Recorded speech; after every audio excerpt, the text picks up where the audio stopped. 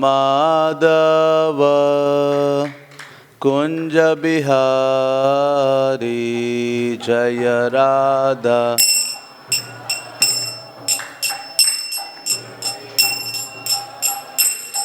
जय राधा माधव कुंज बिहारी जय राधा माधव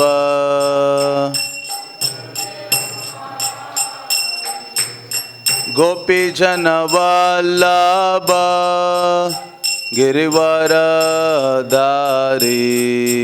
गोपी जन वल्लभ गिरिवरधारी गोपी जन वल्लभ गिरिवरधारी गोपी जन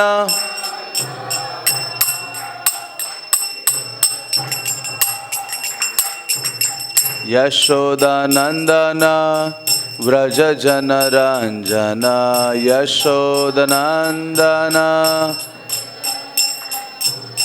यशोदानंदन व्रज जन रंजन यशोदानंद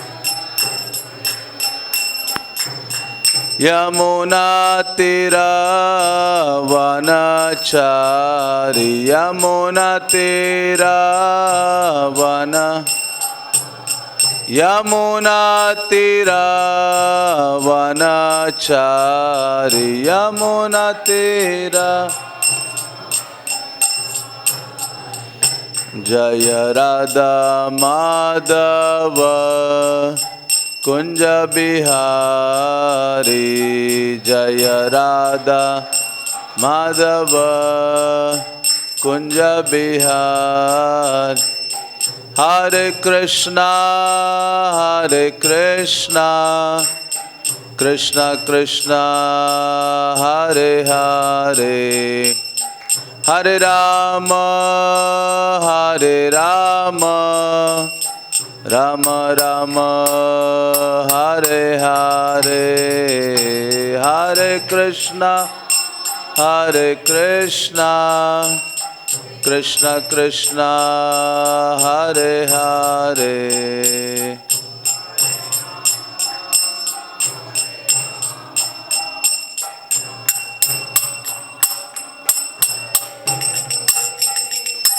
हरे कृष्णा कृष्ण कृष्ण हरे हरे हरे राम राम राम हरे हरे हरे कृष्ण कृष्ण कृष्ण हरे हरे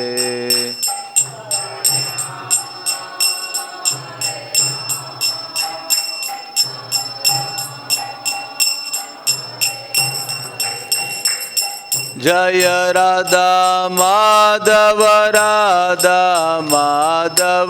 श्री राधे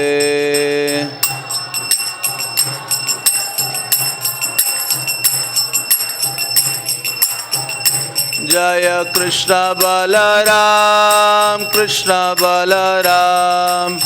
कृष्ण बलराम जय वृंदावन धाम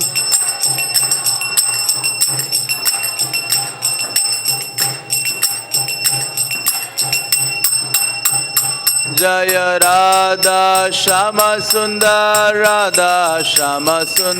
श्री राधे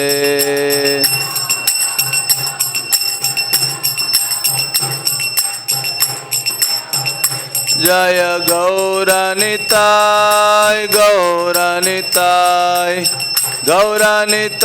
जय गौरनिताय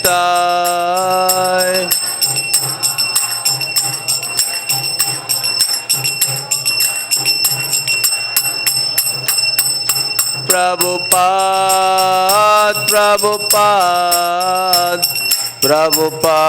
श्रील प्रभुपाद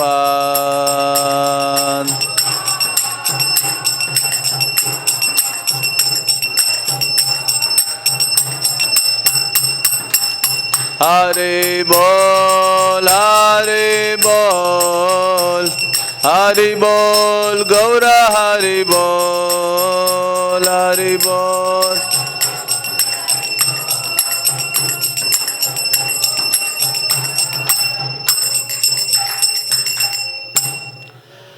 जय ओम विष्णुपाद परमहंस परिव्राजकाचार्य अष्टोत्तर शत श्री श्रीमद इस डिवाइन ग्रेस ऐसी भक्ति वेदांत स्वामी श्रील प्रभुपाद के इस्कॉन बेबीटी फाउंडर आचार्य श्रील प्रभुपाद की श्री श्री कृष्ण बलराम की श्री श्री राधा श्याम सुंदर की श्री श्री निताय गौर सुंदर की समवेद गौर भक्त वृंद की निताय गौर प्रेमानंदे।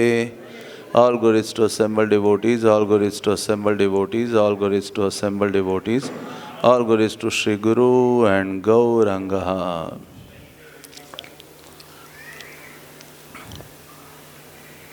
Om Ajnanatimirandasya Jnananjana-shalakaya Chakshurunmilitam Ena Tasmai Shri Gurave Namaha.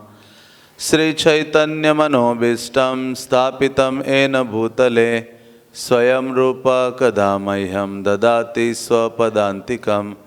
हे कृष्णा करुणा सिंधु दीनबंधु जगत्पते गोपेश गोपिका कांत राधा कांत नमस्तुते।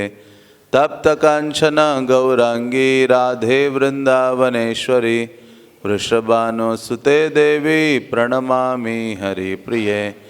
वाञ्छाकल्पतरुभ्यश्च कृपा सिन्धुभ्येव च पतितानां पावनेभ्यो वैष्णवेभ्यो नमो नमः। जय श्री कृष्ण चैतन्य प्रभु नित्यानंद श्री अद्वैत गदाधर श्रीवासदि गौर भक्तवृंद।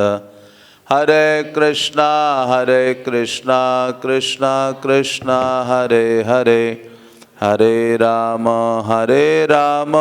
राम राम हरे हरे। हरे कृष्णा। तो आज तीसरा और अंतिम दिन है गौरांग महाप्रभु के अमृतमय चरित्र का हम गुणगान कर रहे हैं।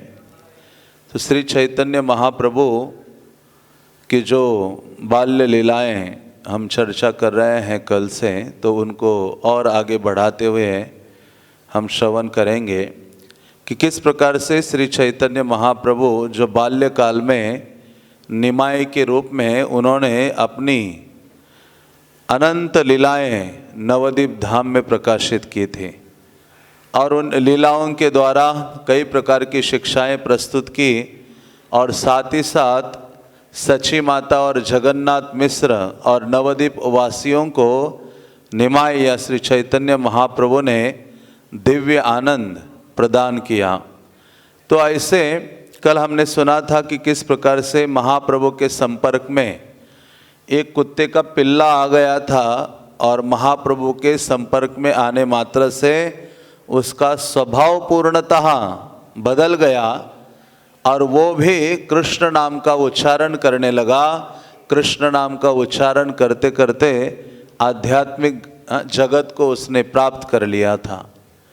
तो कल हम ये सुन रहे थे कि हम भी मानो पशु के समान ही हैं।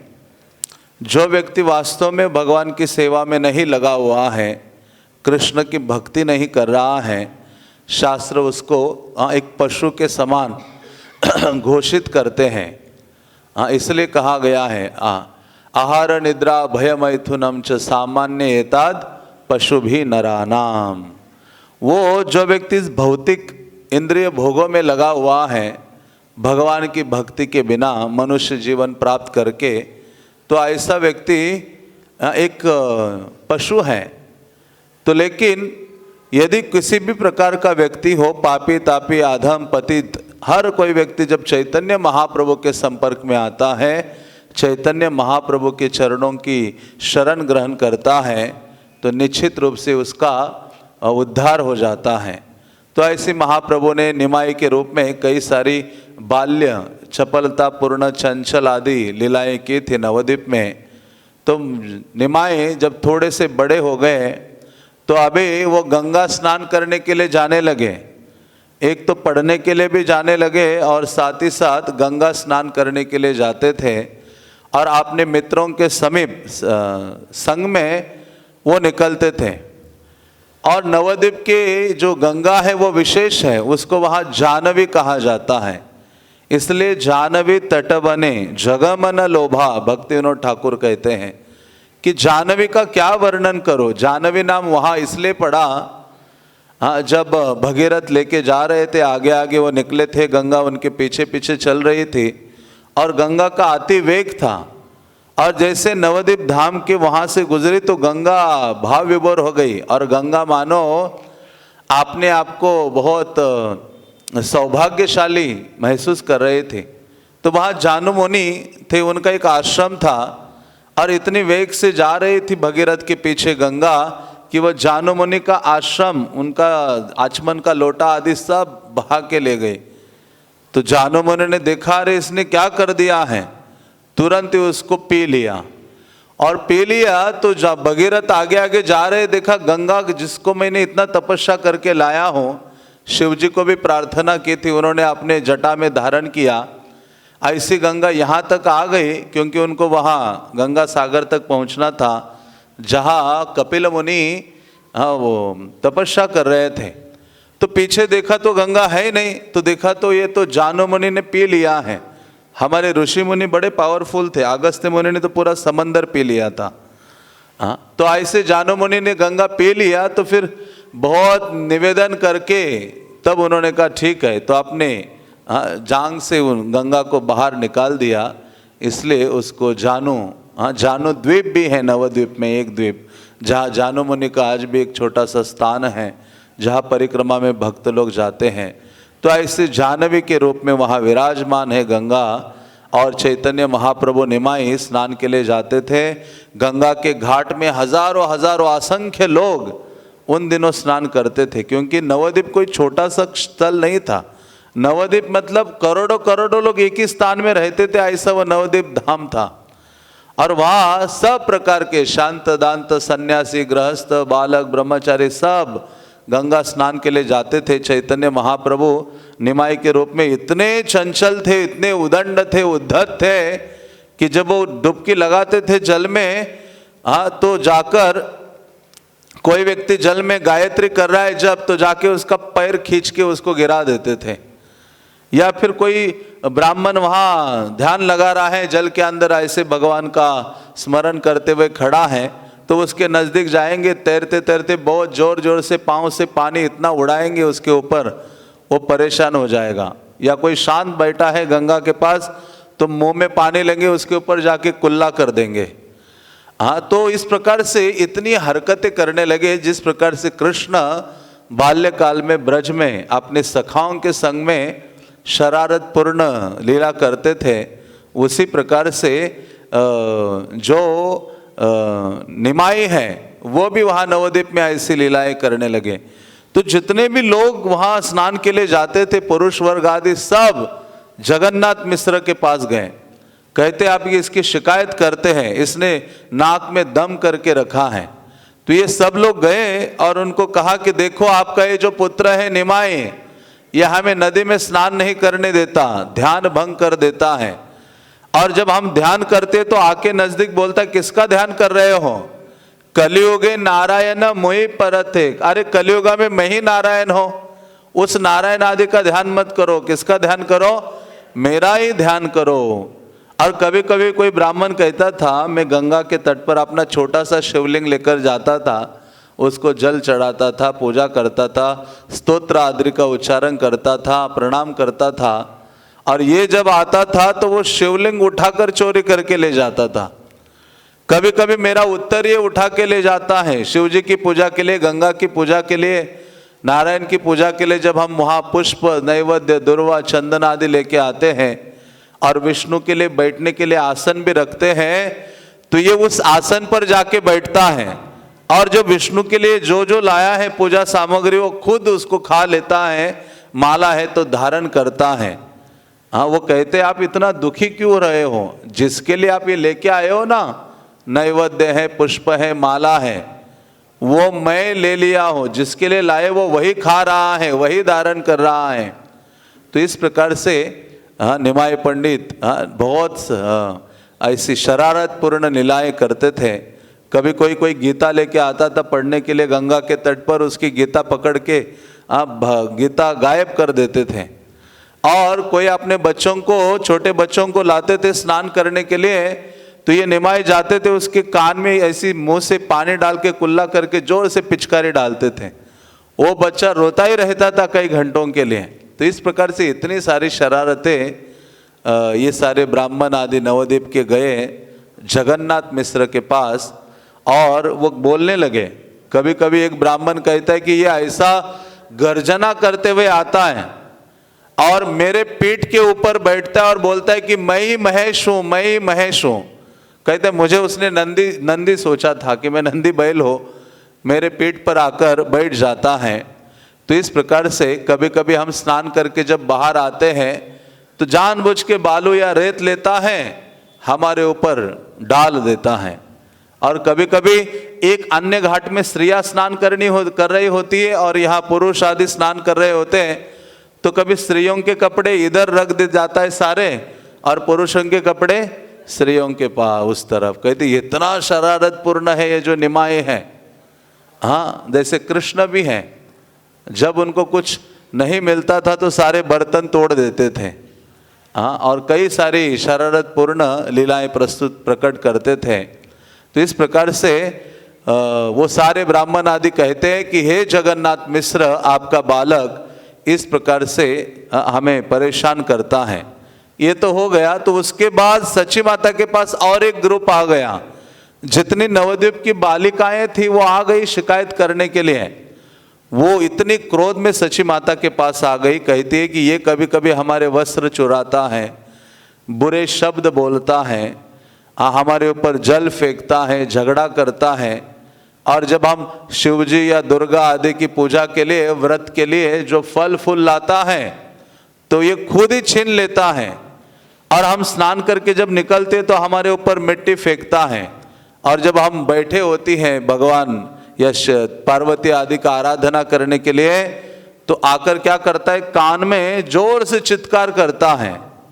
और कभी कभी मुंह में पानी लेकर हमारे मुंह पर सीधा कुल्ला कर देता है। तो ऐसी इतनी शिकायतें वो कर रही थी। और वो कहती हैं कि जब हम उसकी बात नहीं मानते तो एक जो कांटा होता है, आंकड़ा उसको कहते हैं, जो बालों में डाल देते थे। बालों में मानो वो कांटा गोल होता है, वो जाए तो बहुत मुश्किल है निकलना, बालों को काट के ही उसे निकालना पड़ता है। कभी कभी कहता है हमारे पास आकर, क्या आप मुझसे विवाह करोगे, आप मुझसे विवाह करोगे? तो कैसे है, लगता है कि ये क्या राजकुमार है जो ऐसा व्यवहार हमसे करता है। तो वो कहता है कि हाँ, मैं तो नंद महाराज का पुत्र हूँ। कहते इसने अपने आप को वो कृष्ण समझ के रखा है। तो ऐसी सारी बालिकाएं सची माता के पास आते थे और बताते थी, और वो कहते थे कि हम अपने माता पिता से शिकायत करेंगे, फिर झगड़ा होगा, लड़ाई आदि होगी, इसको रोको, निमाई को रोको। तो सची माता कहती है कि आज हाथ में डंडा लेकर इसको बांध के रखती हूँ और डंडे से मारती हूँ। तो फिर वो दुखी हो जाती कि नहीं, इतना कष्ट मत दो उसे, क्योंकि वो भी आनंद अनुभव करती थी, बालिकाएं भी, और जितने पुरुष आदि जो निमाय उनको तंग करते थे वो भी आनंद अनुभूति करते थे। और वो सारी जो बालिकाएं हैं सची माता के चरण धूलि लेती हैं और निकल के जाती है। तो ये जो जगन्नाथ मिश्र है, चैतन्य निमाय के जो पिता हैं, इनको बहुत क्रोध आ गया। कहते आज उसको मैं दंडित करके रहूंगा। ये निमाय समझता क्या है अपने आप को कि सबको परेशान करके रखा है नवद्वीप में। और वो देखते हैं, वो हाथ में डंडा लेकर नदी गंगा के किनारे निकलते हैं कि जहाँ ये स्नान करता है वहाँ जाता हूँ। तो गए और वहाँ जैसे ही जा रहे थे बहुत तर्जना गर्जना के साथ वहाँ, तो निमाय वहाँ स्नान कर रहे थे, मित्रों के साथ वही शरारतें चल रही थी। तो कुछ बालिकाएं और कुछ उनके बालक संगी कहते देखो तुम्हारे पिता आ रहे डंडा लेकर वहां से। तो ये कहते हैं कि अभी आप सब उनको बताना मत कि मैं यहाँ स्नान करने आया हूँ। तो ये वहाँ से तुरंत दौड़कर निकल जाते हैं और निकल कर जाते तो देखते कि अरे निमाई तो यहाँ है ही नहीं।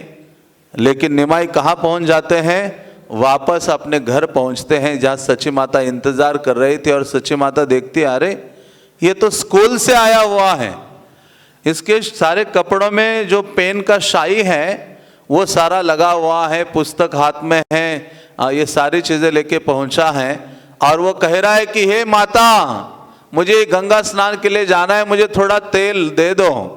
सच्ची माता देखती है कि स्नान के कोई लक्षण नजर नहीं आ रहे हैं। और अभी अभी तो सारे लोग कंप्लेंट करने के लिए आ गए थे। और उसी समय जगन्नाथ मिश्र वापस आते हैं और वापस आकर, बल्कि वहाँ जब ये जगन्नाथ मिश्र पहुँचे थे गंगा के तट पर, तो सारे ब्राह्मण भी कहने लगे देखो कि ये जो आपका निमाई है ना, कोटि अपराध भी करे ना तो हम अपने हृदय में धारण नहीं करेंगे, बल्कि हमें अच्छा लगता है, वो हमारे साथ ऐसा व्यवहार करता है। हम तो ऐसे ही आ गए थे आपके पास शिकायत करने के लिए, क्योंकि वो सब भी आनंदित अनुभव कर रहे थे। और जब चैतन्य महाप्रभु या निमाई वापस जब आए उनकी माता के पास वहाँ, और जगन्नाथ मिश्र भी नदी से वापस आते देखते मेरा पुत्र अभी तो स्कूल से आया है, ये तो गंगा स्नान करने गया नहीं। जैसे ही पिता आ गए, निमाई पंडित उनके गोद में चढ़े और बैठ गए। तो इस प्रकार से जो निमाई हैं कई प्रकार की लीलाएं करते हैं। और उनके पिता कहते कि हे निमाई, तुम लोगों को तंग क्यों करते हो? निमाई कहते देखो मैं तो बहुत सदाचारी कुलीन ब्राह्मण का बेटा हूँ और मेरा ये स्वभाव नहीं है दूसरों को तंग करना। ये जो मेरे साथी लोग हैं ना, वो ये काम करते हैं, और जब मैं उनका साथ नहीं देता हूँ तो वो मेरा नाम आगे करते हैं। तो इस प्रकार से निमाई ये बोलते थे, वो कहते कि सारे मेरे मित्रगण मुझे दोष लगाते हैं। और इस प्रकार जो जगन्नाथ मिश्र हैं अपने बालक का मुख देखकर सारी जितनी भी शिकायतें किसी ने की थी वो सब भूल जाते हैं और सोचते हैं कि ये जो मेरा बालक है ये मनुष्य लग नहीं रहा है। माया रूपे कृष्णवा जन्मिला मोर घर। वो कहते हैं योग माया के प्रभाव से ऐसे लग रहा है कि मेरा ये पुत्र जो है कृष्ण ने ही मेरे घर में जन्म लिया है, ऐसे जगन्नाथ मिश्र सोचते हैं। तो ऐसे निमाई पंडित या निमाई जो बाल्यकाल में अपनी ऐसी अद्भुत लीलाएं प्रकट करते थे, और निमाई को कभी अपने माता पिता का भय नहीं लगता था, लेकिन एक व्यक्ति के सामने निमाई हमेशा विनम्र हो जाते थे। और वो कौन थे? उनके बड़े भ्राता विश्वरूप के सामने। क्योंकि विश्वरूप बहुत विशेष है, साक्षात बलराम है, नित्यानंद प्रभु है विश्वरूप, जो निमाई के बड़े भ्राता के रूप में गौर लीला में प्रकट हुए थे, जो इतने अधिक विनम्र थे, सभी गुणों से संपन्न थे, सारे शास्त्रों में दक्ष थे और सारे शास्त्रों की भक्तिमय व्याख्या, भक्ति भी कौन सी? कृष्ण भक्तिमय व्याख्या। जैसे श्रील प्रभुपाद के ग्रंथ हम देखते हैं तो आप कृष्ण को भूलेंगे नहीं। हर जगह प्रभुपाद ने क्या किया है? कृष्ण को स्थापित किया है। भगवद गीता के तात्पर्य देखो, भागवतम के, चैतन्य चरितामृत, सारे ग्रंथ, सब जगह कृष्ण कृष्ण छाया हुआ है। इसलिए प्रभुपाद के ग्रंथों का अध्ययन हम करते या कोई व्यक्ति करता है तो निश्चित रूप से उसकी भावना कृष्णमय हो जाती है, कृष्ण चेतना वो उसकी बढ़ती है। तो इस प्रकार से जो विश्वरूप थे सदैव कृष्ण भक्ति रूप व्याख्या करते थे। और वे कभी कभी निमाई को जब देखते थे तो सोचते थे कि ये जो बालक है, मेरा छोटा भाई है, ये साधारण बालक नहीं है, ये ऐसे लगता है कि बाल गोपाल ही है। निरवधि था के सर्व वैष्णवेर संगे, कृष्ण कथा कृष्ण भक्ति कृष्ण पूजा रंगे। और वो कहते हैं कि मुझे लगता है कि ये जो मेरा छोटा भाई है, भ्राता बालक निमाई, इसके शरीर में कृष्ण ही खेल रहे हैं। और ये सोच सोचकर कृष्ण के विचारों में विश्वरूप निमग्न रहते थे। इसलिए यहाँ कहा गया है निरवधि था के सर्व वैष्णवेर संगे, इतने विरक्त थे कि आपने घर में बहुत बस भोजन के लिए पहुंच जाते थे, बाकी अन्य समय हर समय भक्तों के संग में रहते थे और भक्तों के संग में कृष्ण कथा करते थे, कृष्ण की भक्ति पूजा आदि करते थे। इसलिए ये बहुत महत्वपूर्ण है कि हम अधिक सेफ सुरक्षित कौन से स्थान में है, हम भक्तों से जितने अधिक घिरे रहेंगे उतना समझना चाहिए मैं क्या हूं, सुरक्षित हूं। इसलिए हमारे आचार्यगण कहते हैं तांदेर चरण सेवी भक्त सनेवास, जन्मे जन्मे है यही अभिलाष। मेरी कोई अन्य इच्छा नहीं है। तांदेर चरण सेवी, तांदेर मतलब पूर्ववर्ती आचार्यों की चरणों की सेवा मैं करता रहूं और मुझे क्या मिले, भक्तों के संग में सदैव वास मिले, जन्म जन्म तक मिले। तो इसलिए उस व्यक्ति का जीवन सफल है और वो व्यक्ति निश्चित रूप से अपने जीवन में सिद्धि प्राप्त कर सकता है जिसके इर्द गिर्द वैष्णव ही वैष्णव हैं, जिसने अपने आप को भक्तों के बीच में रखा है।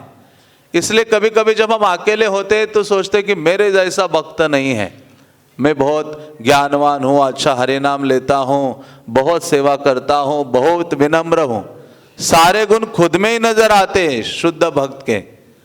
हाँ, लेकिन जब भक्तों के बीच में जाते हैं तो महसूस होता है मैं क्या हूँ, एक छोटी सी चींटी हूँ, मुझसे भी पहाड़ पर हिमालय पर्वत के समान बड़े बड़े भक्त हैं। और फिर हम विनम्र बने रहते हैं, अहंकार हमें छूता नहीं है। चैतन्य महाप्रभु क्या, भगवान किसी का भी अहंकार सहन नहीं करते और विशेष रूप से भक्त के हृदय में अहंकार की भावना आ जाए तो कदापि कृष्ण उसको स्वीकार नहीं करते।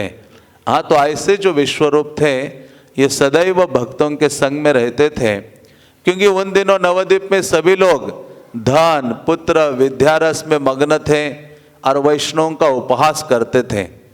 वो कहते थे कि ये सती यति तपस्वी जितने हैं ये सब भी तो एक दिन मरने वाले हैं। वो कहते हैं जीवन तभी सफल है, वो बोला करते थे। जो वैष्णव भक्त नहीं थे नवद्वीप में, वो बोलते थे कि ऐसे व्यक्ति का जीवन सफल है जिसके पास धन संपदा हो और जो चलते समय पालकी में बैठ के जाए घर से बाहर। हाँ, ऐसी स्थिति थी। और वो कहते हैं कि आप लोग, वो वैष्णवों की निंदा करते थे, कहते आप भक्त लोग जितना रोते रहते हो भगवान के लिए, लेकिन आपके दरिद्र का नाश तो कभी हुआ नहीं। आपके जीवन में दरिद्रता है, बहुत दुख आदि हैं और आप भगवान के लिए रोते रहते हो, इससे क्या मिलने वाला है। और वो भी आप भगवान के नाम बोलते रहते हो, धीरे से नहीं बोलते हो, जोर जोर से चिल्लाते हो। कहते भगवान एक दिन क्रोधित हो जाएंगे। हाँ, इतना जोर जोर से हरे कृष्णा मंत्र बोलने की क्या आवश्यकता है। हाँ, तो लोग आज भी हम देखते हैं, प्रभुपाद कहते भारत भूमि में भी जब कीर्तन होता है, नाम कीर्तन, तो लोग कंप्लेंट करते हैं कि ये हरे कृष्णा वाले इतना जोर जोर से चिल्ला रहे हैं, उनको शांत करो। जैसे जब प्रभुपाद ने जुहू का मंदिर शुरू किया था और मंगल आरती और ये सब कीर्तन होता था, तो जितने पड़ोसी थे उन्होंने पुलिस में कंप्लेंट कर दी कि ये कहाँ से आ गए हैं हरे कृष्णा वाले, हमारे बीच में आकर इनको जगह मिली है और वो दिन रात जोर जोर से गाते रहते हैं, चिल्लाते हैं, नाम लेते हैं कृष्ण का, इनको जरा चुप करो। तो उसी प्रकार से नवद्वीप में भी ऐसे लोग थे जो भी वैष्णवों का उपहास करते थे, निंदा करते थे और भक्त लोग ये सुनकर बहुत दुखी हो जाते थे। हाँ, और किसी के मुख में कीर्तन नहीं होता था। और विशेष रूप से चैतन्य महाप्रभु के जो बड़े भ्राता हैं विश्वरूप, वो अत्यधिक दुखी रहते थे। और ऐसे लोग थे उन दिनों जो गीता भागवत का भी अध्ययन करते थे, लेकिन कृष्ण भक्ति की व्याख्या नहीं करते थे और कोई भक्ति नाम सुनना नहीं चाहता था।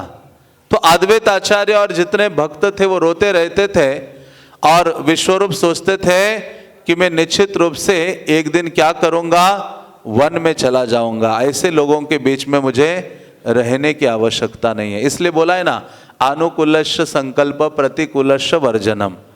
ये शरणागति का मतलब क्या है? सबसे पहले इन दो चीज़ों को स्वीकार करना कि भक्ति के अनुकूल जो चीजें हैं उसको जीवन में स्वीकार करो, और जिस चीज के द्वारा भक्ति में बाधा आती है, भगवान की सेवा करने में, नाम लेने में, शास्त्र अध्ययन करने में, कथा श्रवण करने में, उन चीजों को दूर से त्याग कर दो। चाहे वो नजदीक का व्यक्ति क्यों ना हो, रिश्तेदार क्यों ना हो, स्थान क्यों ना हो, जो भी चीज कृष्ण भक्ति में बाधा लाए वो चीज हमें क्या करनी चाहिए, छोड़ देनी चाहिए। जो चीज कृष्ण के नजदीक जाने से रोकती है वो हमारा सबसे बड़ा शत्रु है, या वो हमारे लिए माया है। तो इस प्रकार से ये कह रहे थे विश्वरूप कि मैं वन गमन करूंगा, और वो प्रतिदिन अद्वैत आचार्य वहाँ नवद्वीप में कृष्ण कथा उनके घर में होती थी, तो ये विश्वरूप उनके घर में जाकर सुनते थे, और बल्कि ये स्वयं कथा करते थे। तो विश्वरूप का इतना अधिक ज्ञान था कृष्ण भक्ति का कि अद्वैत आचार्य उनका आलिंगन करते थे, और सभी जो वैष्णव हैं आनंदित होते थे, और घर में बहुत कम जाते थे।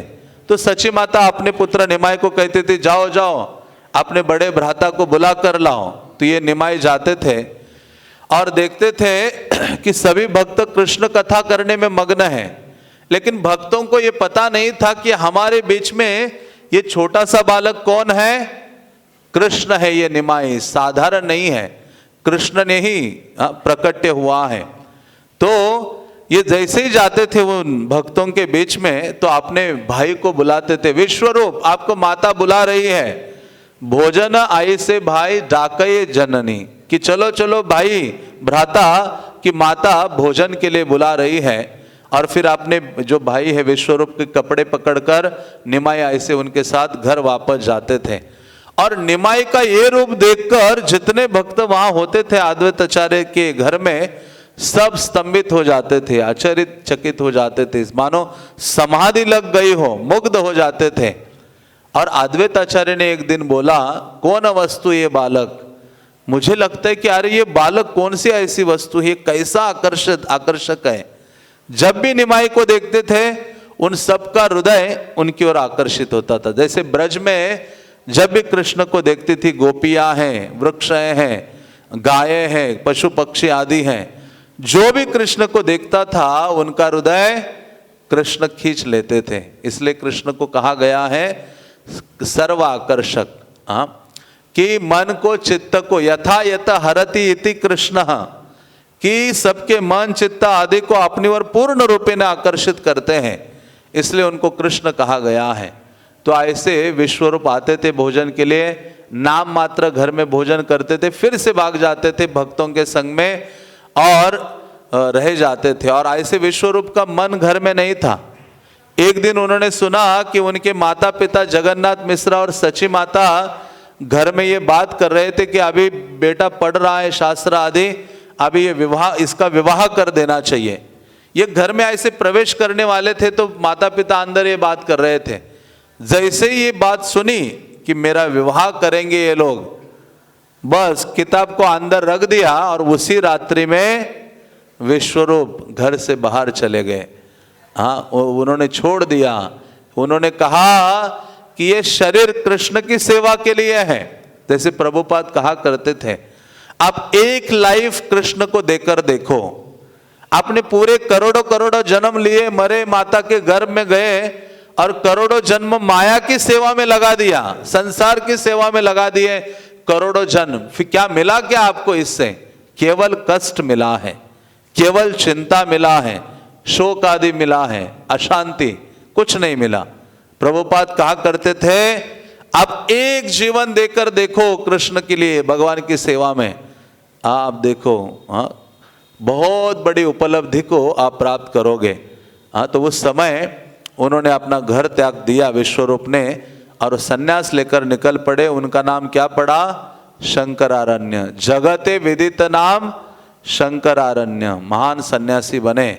और जैसे माता पिता ने देखा बेटा तो है नहीं घर में, पता चला सन्यास लिया है, सची माता जगन्नाथ मिश्र मूर्छित हो जाते हैं। और उससे ज्यादा कष्ट किसको होता है? निमाई को होता है। निमाई ने देखा मेरे बड़े भाई ने सन्यास लिया है, ये भी मूर्छित होकर गिर पड़ते हैं, रोते हैं। हैल क्रंदनमय जगन्नाथपुरी। वृंदावन दास ठाकुर ये शब्द लिखते हैं कि जगन्नाथ मिश्र का घर जगन्नाथपुरी वो पुकारते हैं कि उस दिन पूरा हर कोई उनके घर में रो रहा था। और वो भी नहीं बल्कि जितने भी भक्तगण थे, अद्वैत आचार्य, श्रीवास ठाकुर आदि, शुक्लांबर ब्रह्मचारी, जितने भी भक्त थे वो सारे भी क्रंदन करते थे। और जगन्नाथ मिश्र उनके पिता रोने लगे, विश्वरूप विश्वरूप हे पुत्र। जैसे हम यदि किसी का बेटा इस्कॉन में ब्रह्मचारी बन जाता है, भक्त बन जाता है, तो हम कहते देखो तुम्हारे सारे कितनी पीढ़ियां तर गई, सन्यास ले लिया तो। लेकिन जब अपने घर की बारी आती है तो कहते मेरे घर में कोई नहीं बनना चाहिए। पड़ोसी के घर का बच्चा चला जाए, साधु बने, सन्यासी बने, लेकिन मेरे घर में नहीं बनना चाहिए। जैसे प्रभुपाद कहा करते थे कि मैं जब दिल्ली में प्रचार किया, यह इस्कॉन आंदोलन नहीं था, सब लोगों के घर में जाता था कि अरे आपके पास 4 बेटे हैं, एक बेटा मुझे दे दो, उसको कृष्ण भक्ति, गीता, भागवत आदि सिखाऊंगा, वो प्रचार करेगा देश में विदेश में। लेकिन सांसारिक लोग इतने आसक्त हैं अपने पुत्र, पत्नी, बच्चे आदि में, कहते कोई मुझे देता नहीं था, घर से बाहर भेज देते थे कि स्वामी जी पुत्र मत मांगिए, थोड़ा सा पैसे चाहिए तो आपको दे देंगे, लेकिन बेटा दो, ये सब नहीं है हमारे पास। तो प्रभुपाद कहते भारत में मैंने बहुत प्रयास किया, सब संसार में आसक्त जीव हैं। मैं अमेरिका चला गया अकेले, और वहां जाकर कृष्ण ने मुझे क्या दे दिए, इतने पुत्र पुत्रियां दे दिए, युवक दे दिए, जिनके द्वारा मैंने कृष्ण भक्ति का पूरे विश्व में प्रचार किया। तो ये ऐसे नहीं आंदोलन फैला है, ऐसे नहीं सारे संसार में हरे कृष्ण नाम गूंज रहा है। इसके पीछे बहुत बड़ा सैक्रिफाइस है, बहुत बड़ा त्याग है और सहनशीलता है। तो विश्वरूप के लिए बहुत क्रंदन कर रहे थे माता पिता, सारे बांधव वगैरह आते हैं और उनको सांत्वना देते कि देखो कितना महान हो गया, करोड़ों कुलों का उद्धार हो गया, कुल भूषण हो गया आपका जो पुत्र है। जगन्नाथ मिश्र कहते कि मेरे पहले बेटे ने सन्यास लिया क्योंकि वो बहुत ज्यादा शास्त्र पढ़ता था, और अभी ये जो छोटा सा है ना निमाई, ये भी आजकल बहुत पढ़ाई कर रहा है। मुझे लगता है ये भी एक दिन घर में नहीं रहेगा। जो ज्यादा पढ़ेगा वो क्या करेगा, हरे कृष्णा मंदिर ज्वाइन करेगा। इसलिए कभी कभी जो भक्त लोग इस्कॉन में भी आते हैं, वो बच्चे उनके पढ़ते हैं, भक्तों के संग में इतने लग जाते श्रवण कीर्तन आदि में, कभी कभी डरते कि अरे वो नहीं, ज़्यादा नहीं, थोड़ा सा रोक के रहो, रोक के रखते हैं। तो इस प्रकार से उनको भी लगा कि मेरा दूसरा बेटा ये छोटा सा निमाए, ये भी घर में नहीं रहेगा, एक दिन चला जाएगा। लेकिन उन्होंने ये बोला, दिले न कृष्ण से पुत्र, निले न कृष्ण से, जे कृष्ण चंद्रेर इच्छा हई बस सही से। वो कहते अरे पुत्र तो कृष्ण ने दिया है, और कृष्ण ने अपनी सेवा के लिए ले लिया, तो उसमें क्यों इतना शोक करना चाहिए। कृष्ण की इच्छा से ही हमें संतान आदि सबकी प्राप्ति होती है, और कृष्ण अपनी सेवा के लिए ले ले तो हमें आनंदित होना चाहिए। तो जगन्नाथ मिश्र शांत हो जाते हैं, स्थिर हो जाते हैं। और शास्त्र कहते जो व्यक्ति इनके सन्यास के बारे में सुनता है, विश्वरूप के, कृष्ण भक्ति हय तार छंडे कर्म फास, इस वर्णन को जो भी सुनता है उसके हृदय में कृष्ण भक्ति स्थापित हो जाएगी। और ये जो कर्म बंधन है, कर्म के बंधन के कारण ही तो हम सुख दुख अनुभव करते जीवन में, और बारंबार जन्म लेते हैं। कहते हैं छिंडे कर्म फांस, कर्म फांस जो है टूटेगा, कर्म बंधन टूट जाएगा। तो इस प्रकार से भक्त लोग दुखी हो गए थे नवद्वीप के कि हमारे बीच में जो कृष्ण की कथा वर्णन करने वाले विश्वरूप, वो अभी चले गए हैं। कहते हम भी चले जाएंगे, सब लोग वन में, और जो बाकी जनरल लोग थे वो सदैव उनका उपवास करते थे। और फिर अद्वैत आचार्य ने कहा, एक दिन अद्वैत आचार्य के हृदय में बहुत आनंद अनुभूति हो गई, और उन्होंने कहा कृष्णचंद्र करीला प्रकाश, मुझे आज इतना आनंद अनुभव हो रहा है यहाँ नवद्वीप में, निश्चित रूप से ये उसका परिणाम है कि कृष्ण नवद्वीप में प्रकट हो गए हैं। हम देख नहीं पा रहे हैं, लेकिन नवद्वीप में कृष्ण का प्राकट्य हो गया है। तब अद्वैत आचार्य ने कहा सबे कृष्ण गावोगिया परम हरिषे, ये था ये देखी वा कृष्ण कथक दिवसे। उन्होंने कहा आप सबको चिंता करने की आवश्यकता नहीं है, आप केवल क्या करो, आनंदित होकर कृष्ण के नामों का उच्चारण करो। हरे कृष्णा कृष्णा कृष्णा हरे हरे, हरे राम राम राम हरे हरे। मुझे लग रहा है आप बहुत दुखी होकर नाम ले रहे हैं। जोर से बोलिए, हरे कृष्णा कृष्णा कृष्णा हरे हरे, हरे राम राम राम हरे हरे। अद्वैत आचार्य ने कहा अरे हर्षित होकर नाम ले लो आप, और ऐसे हर्षित होकर नाम लेते रहोगे ना, थोड़े ही दिनों में कृष्ण आपके दृष्टिगोचर हो जाएंगे। वैसे ही है, अभी जप करने का समय आता है तो लगता है जीवन में सबसे कठिन जो समय है ये 2 घंटे। जब माला उठाते हैं ना सुबह, लगता है कि अभी बस बाकी सब कुछ कर लूंगा, मैं समंदर को पार करूंगा, लेकिन ये जप करना मतलब बहुत भारी लगता है। मतलब दुखी होता है, दुखी होकर नाम ले रहे हैं। आज अद्वैत आचार्य कहते हरि नाम हर्षित होकर आनंदित होकर लोगे तो कृष्ण निश्चित रूप से आपके लिए एक दिन, कथे का दिवस एक था ये देखे बा कृष्ण, आप निश्चित रूप से देखोगे कृष्ण को। और उन्होंने कहा ऐसा ही नाम लेते रहोगे, कृष्ण को देखोगे भी और कृष्ण के साथ लीलाएं भी करेंगे। और तब वो उन्होंने कहा मैं अद्वैत शुद्ध कृष्णदास कहलाऊंगा।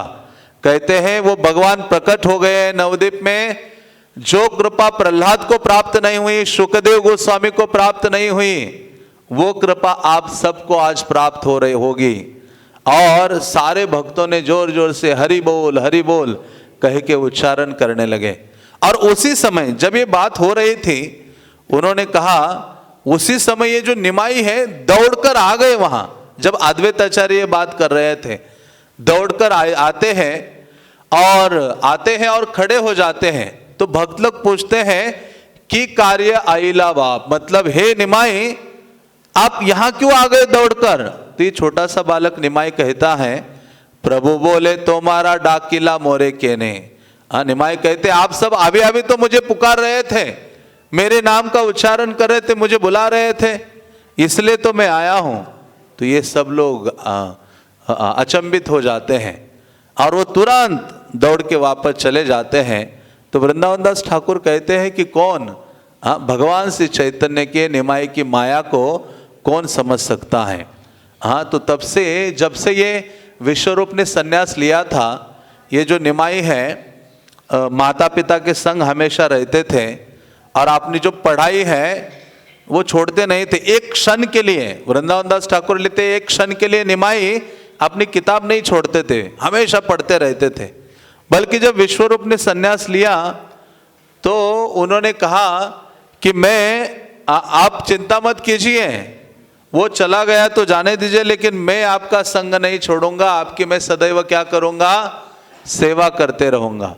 लेकिन आगे चलकर आप सुनेंगे आगे की लीलाओं में, एक बार वो कहते हैं कि मुझे ना मेरा भाई सपने में आया था, विश्वरूप, और वो मेरा हाथ पकड़ के मुझे ले रहा था और कह रहा था तुम भी सन्यास लो। कहते ये सुन के मैं स्तंभित हो गया था। एक बार अपने माता पिता को वो कहते लेकिन मैं सन्यास नहीं लूंगा, मैं क्या करूंगा, आप सबकी, आप माता पिता की निश्चित रूप से अंत तक सेवा करूंगा। लेकिन निमाई आगे चलकर क्या हो गए, सन्यास ले लिया जगत के उद्धार के लिए और अपने माता पिता को छोड़कर चले गए।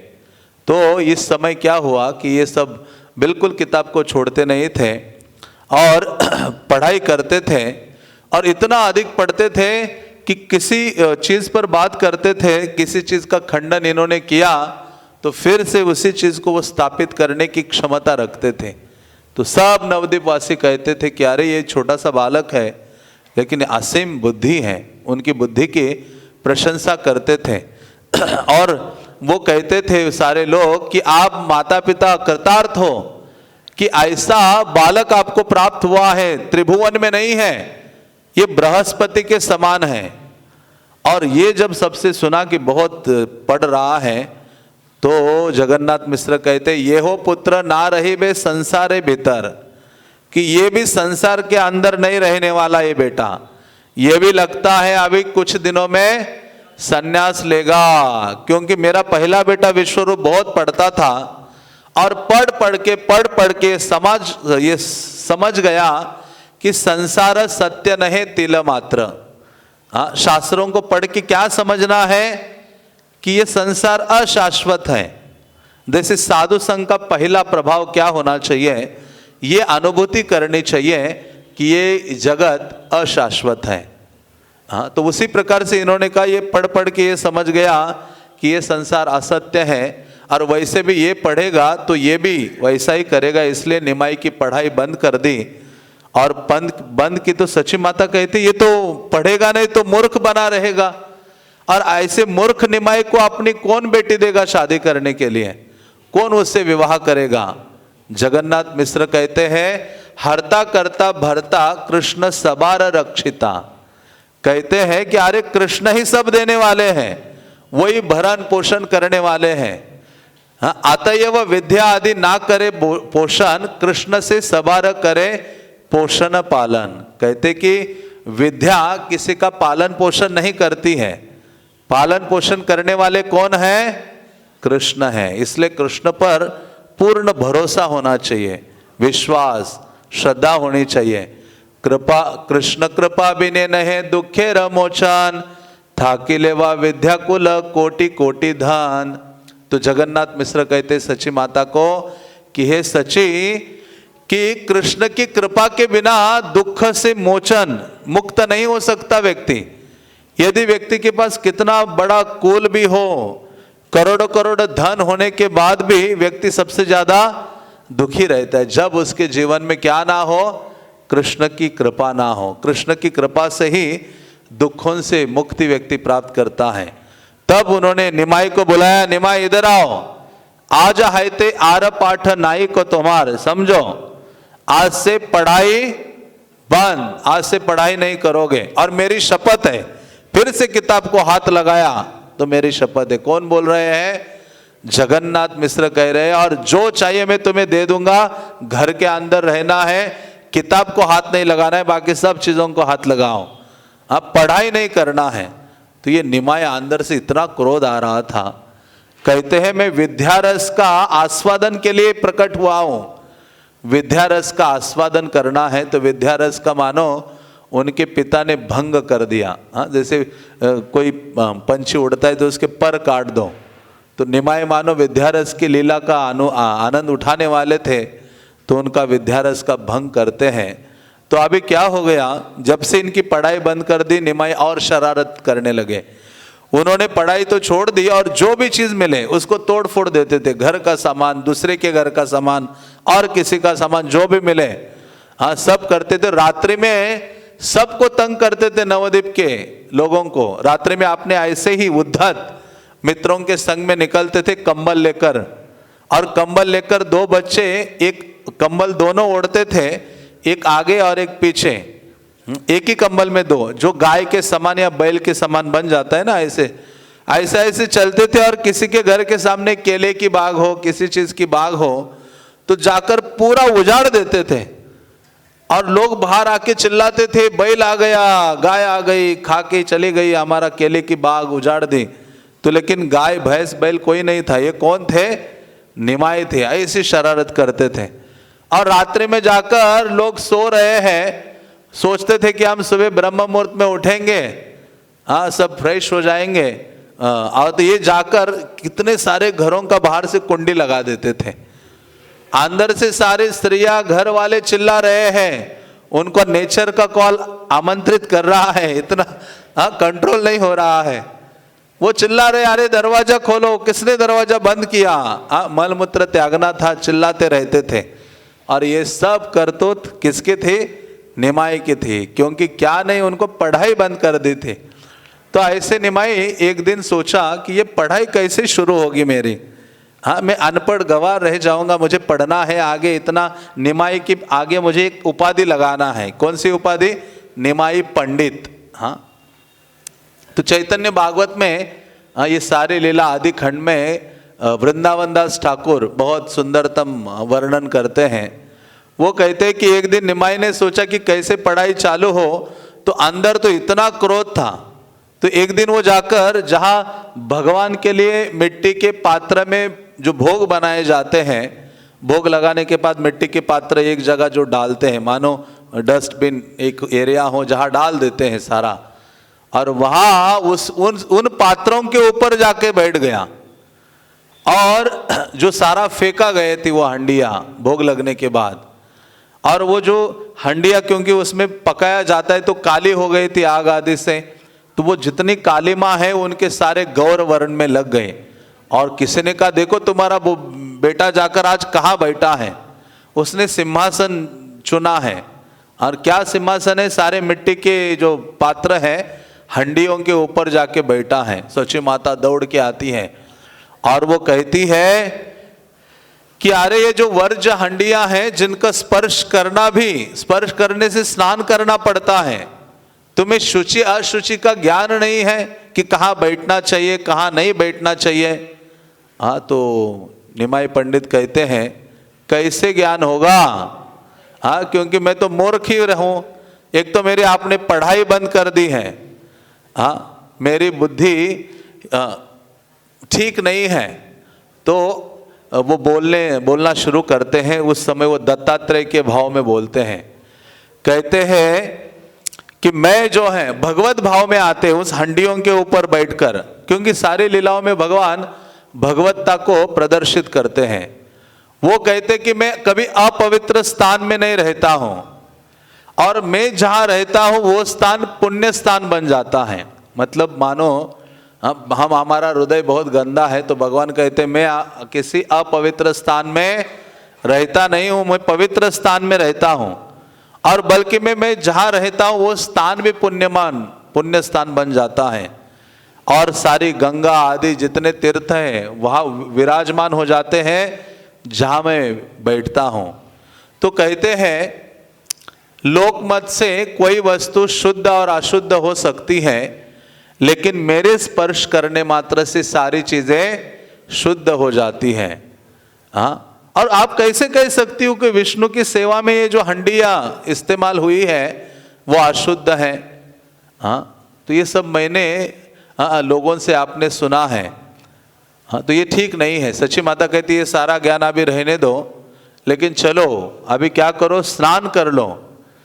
तो निमाई कहते जब तक आप मुझे पढ़ने नहीं दोगे तब तक मैं यहां से आज उठने वाला नहीं हूं, जो मर्जी हो जाए। तो जितने बहुत सारे लोग नवद्वीप के इकट्ठा हो गए, कहने लगे कि हमारा बेटा तो स्कूल में जाता नहीं, हम उसको पिटाई करते, और आपका बेटा पढ़ना चाहता है, आपने उसकी पढ़ाई रोक के रखी है।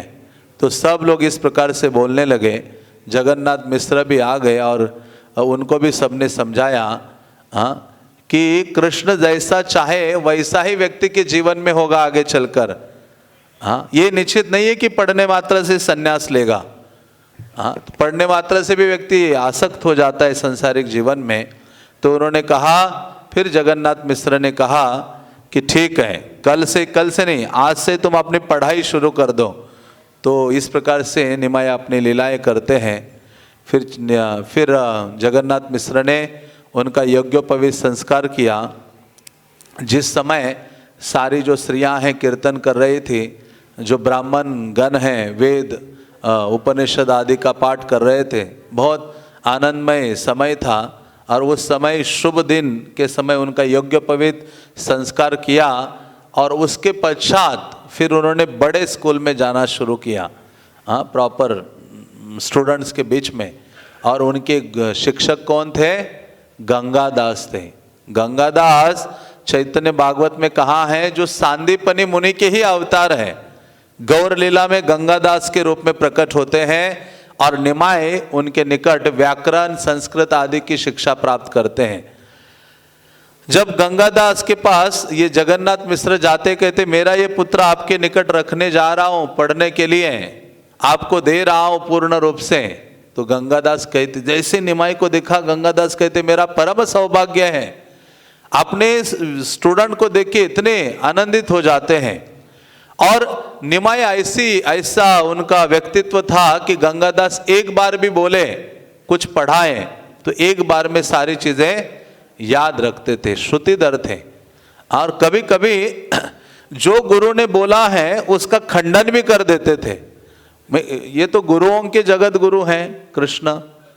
हाँ, तो कभी कभी गंगादास कुछ पढ़ाते थे, उसका खंडन करते थे, और जो खंडन किया है उसको पुनः स्थापित करते थे।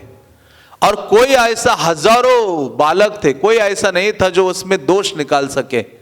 इसलिए गंगादास ने कहा सर्व शिष्य श्रेष्ठ। हाँ, जितने मेरे शिष्य बालक हैं यहाँ पढ़ने के लिए, उनमें सबसे श्रेष्ठ कौन हो?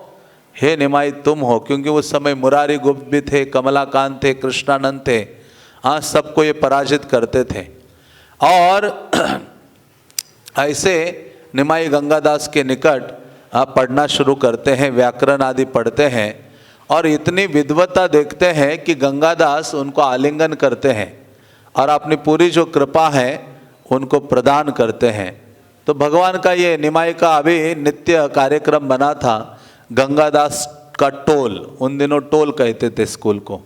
गंगादास के टोल में जाके पढ़ते थे और दिन में गंगा में अपना समय बिताते थे स्नान करने के लिए। तो ये गंगा ने मानो बहुत प्रार्थना की थी। गंगा ने कहा कि मैं कितनी दुर्भाग्यशाली हूं।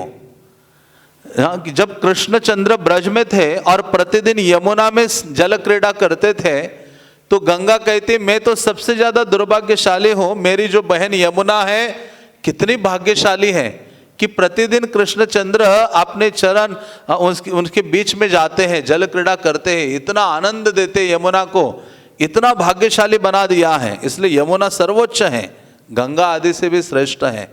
तो यह गंगा यमुना को प्रार्थना करती है कि हे मेरी बहन, आप थोड़ा मेरे लिए कृपा करो, प्रार्थना करो कि मुझे भी ऐसा सौभाग्य प्राप्त हो जाए, हाँ, कि भगवान मेरे जल में क्या करे, जल क्रीड़ा आदि करे। तो यमुना की प्रार्थना से जानवीर वांछा पूर्ण करे निरंतर। तो वही जानवी जब वहां प्रकट हो गई नवद्वीप में गंगा, तो उसको उसका भाग्य वर्धन करने के लिए भगवान प्रतिदिन जानवी में जाते थे और जल क्रीड़ा करते थे। हाँ, तो इस प्रकार से भगवान आनंद की लीलाएं बिताते थे। और उसके पश्चात एक दिन जो निमाई के पिता हैं जगन्नाथ मिश्र, हाँ, शरीर त्याग देते हैं। उनको बहुत शरीर में बुखार आ जाता है। अचानक ही हाँ, वो कृष्ण के नाम लेते लेते अपना शरीर को त्याग देते हैं। अपने जो पिता हैं जब अप्रकट हो जाते हैं तो निमाई बहुत दुखी हो जाते हैं, बहुत रोने लगते हैं, क्रंदन करने लगते हैं और फिर अपने माता के संग वो निवास करने लगते हैं। तो चैतन्य महाप्रभु का नवद्वीप में ये रूटीन था कि प्रतिदिन वो सुबह निकलते थे, गंगा में स्नान करते थे, आकर तुलसी की पूजा करते थे और अपने घर में जो शालिग्राम आदि थे, दामोदर शालिग्राम थे, उनके घर में उनकी पूजा करते थे। क्षीरोदकशाही विष्णु के विग्रह भी थे। आज भी आप नवद्वीप में जाते हो जहाँ योग पीठ में मंदिर है, जिनकी आराधना सची माता जगन्नाथ मिश्र करते थे, छोटे से विग्रह, वो विग्रह वहाँ खनन में प्राप्त हुए थे। हाँ, और वो उनकी पूजा आज भी योग पीठ में हो रही है। तो चैतन्य महाप्रभु निमाई के रूप में इस प्रकार से मग्न रहते थे और बहुत सारा आनंद जो है अपनी माता को प्रदान करते थे। और अभी इतने पंडित हो गए थे पूरे नवद्वीप में, नवद्वीप का बच्चा बच्चा उनको जानता था कि ये साधारण बालक नहीं है निमाई। बड़े बड़े जो भट्टाचार्य हैं, चतुर्वेदी है, त्रिवेदी है, द्विवेदी है, जितने वाले वेदी हैं, वो सब डरते थे निमाई पंडित से। और वो उनको पता था बाह्य रूप से कि ये बालक बहुत विद्वान है।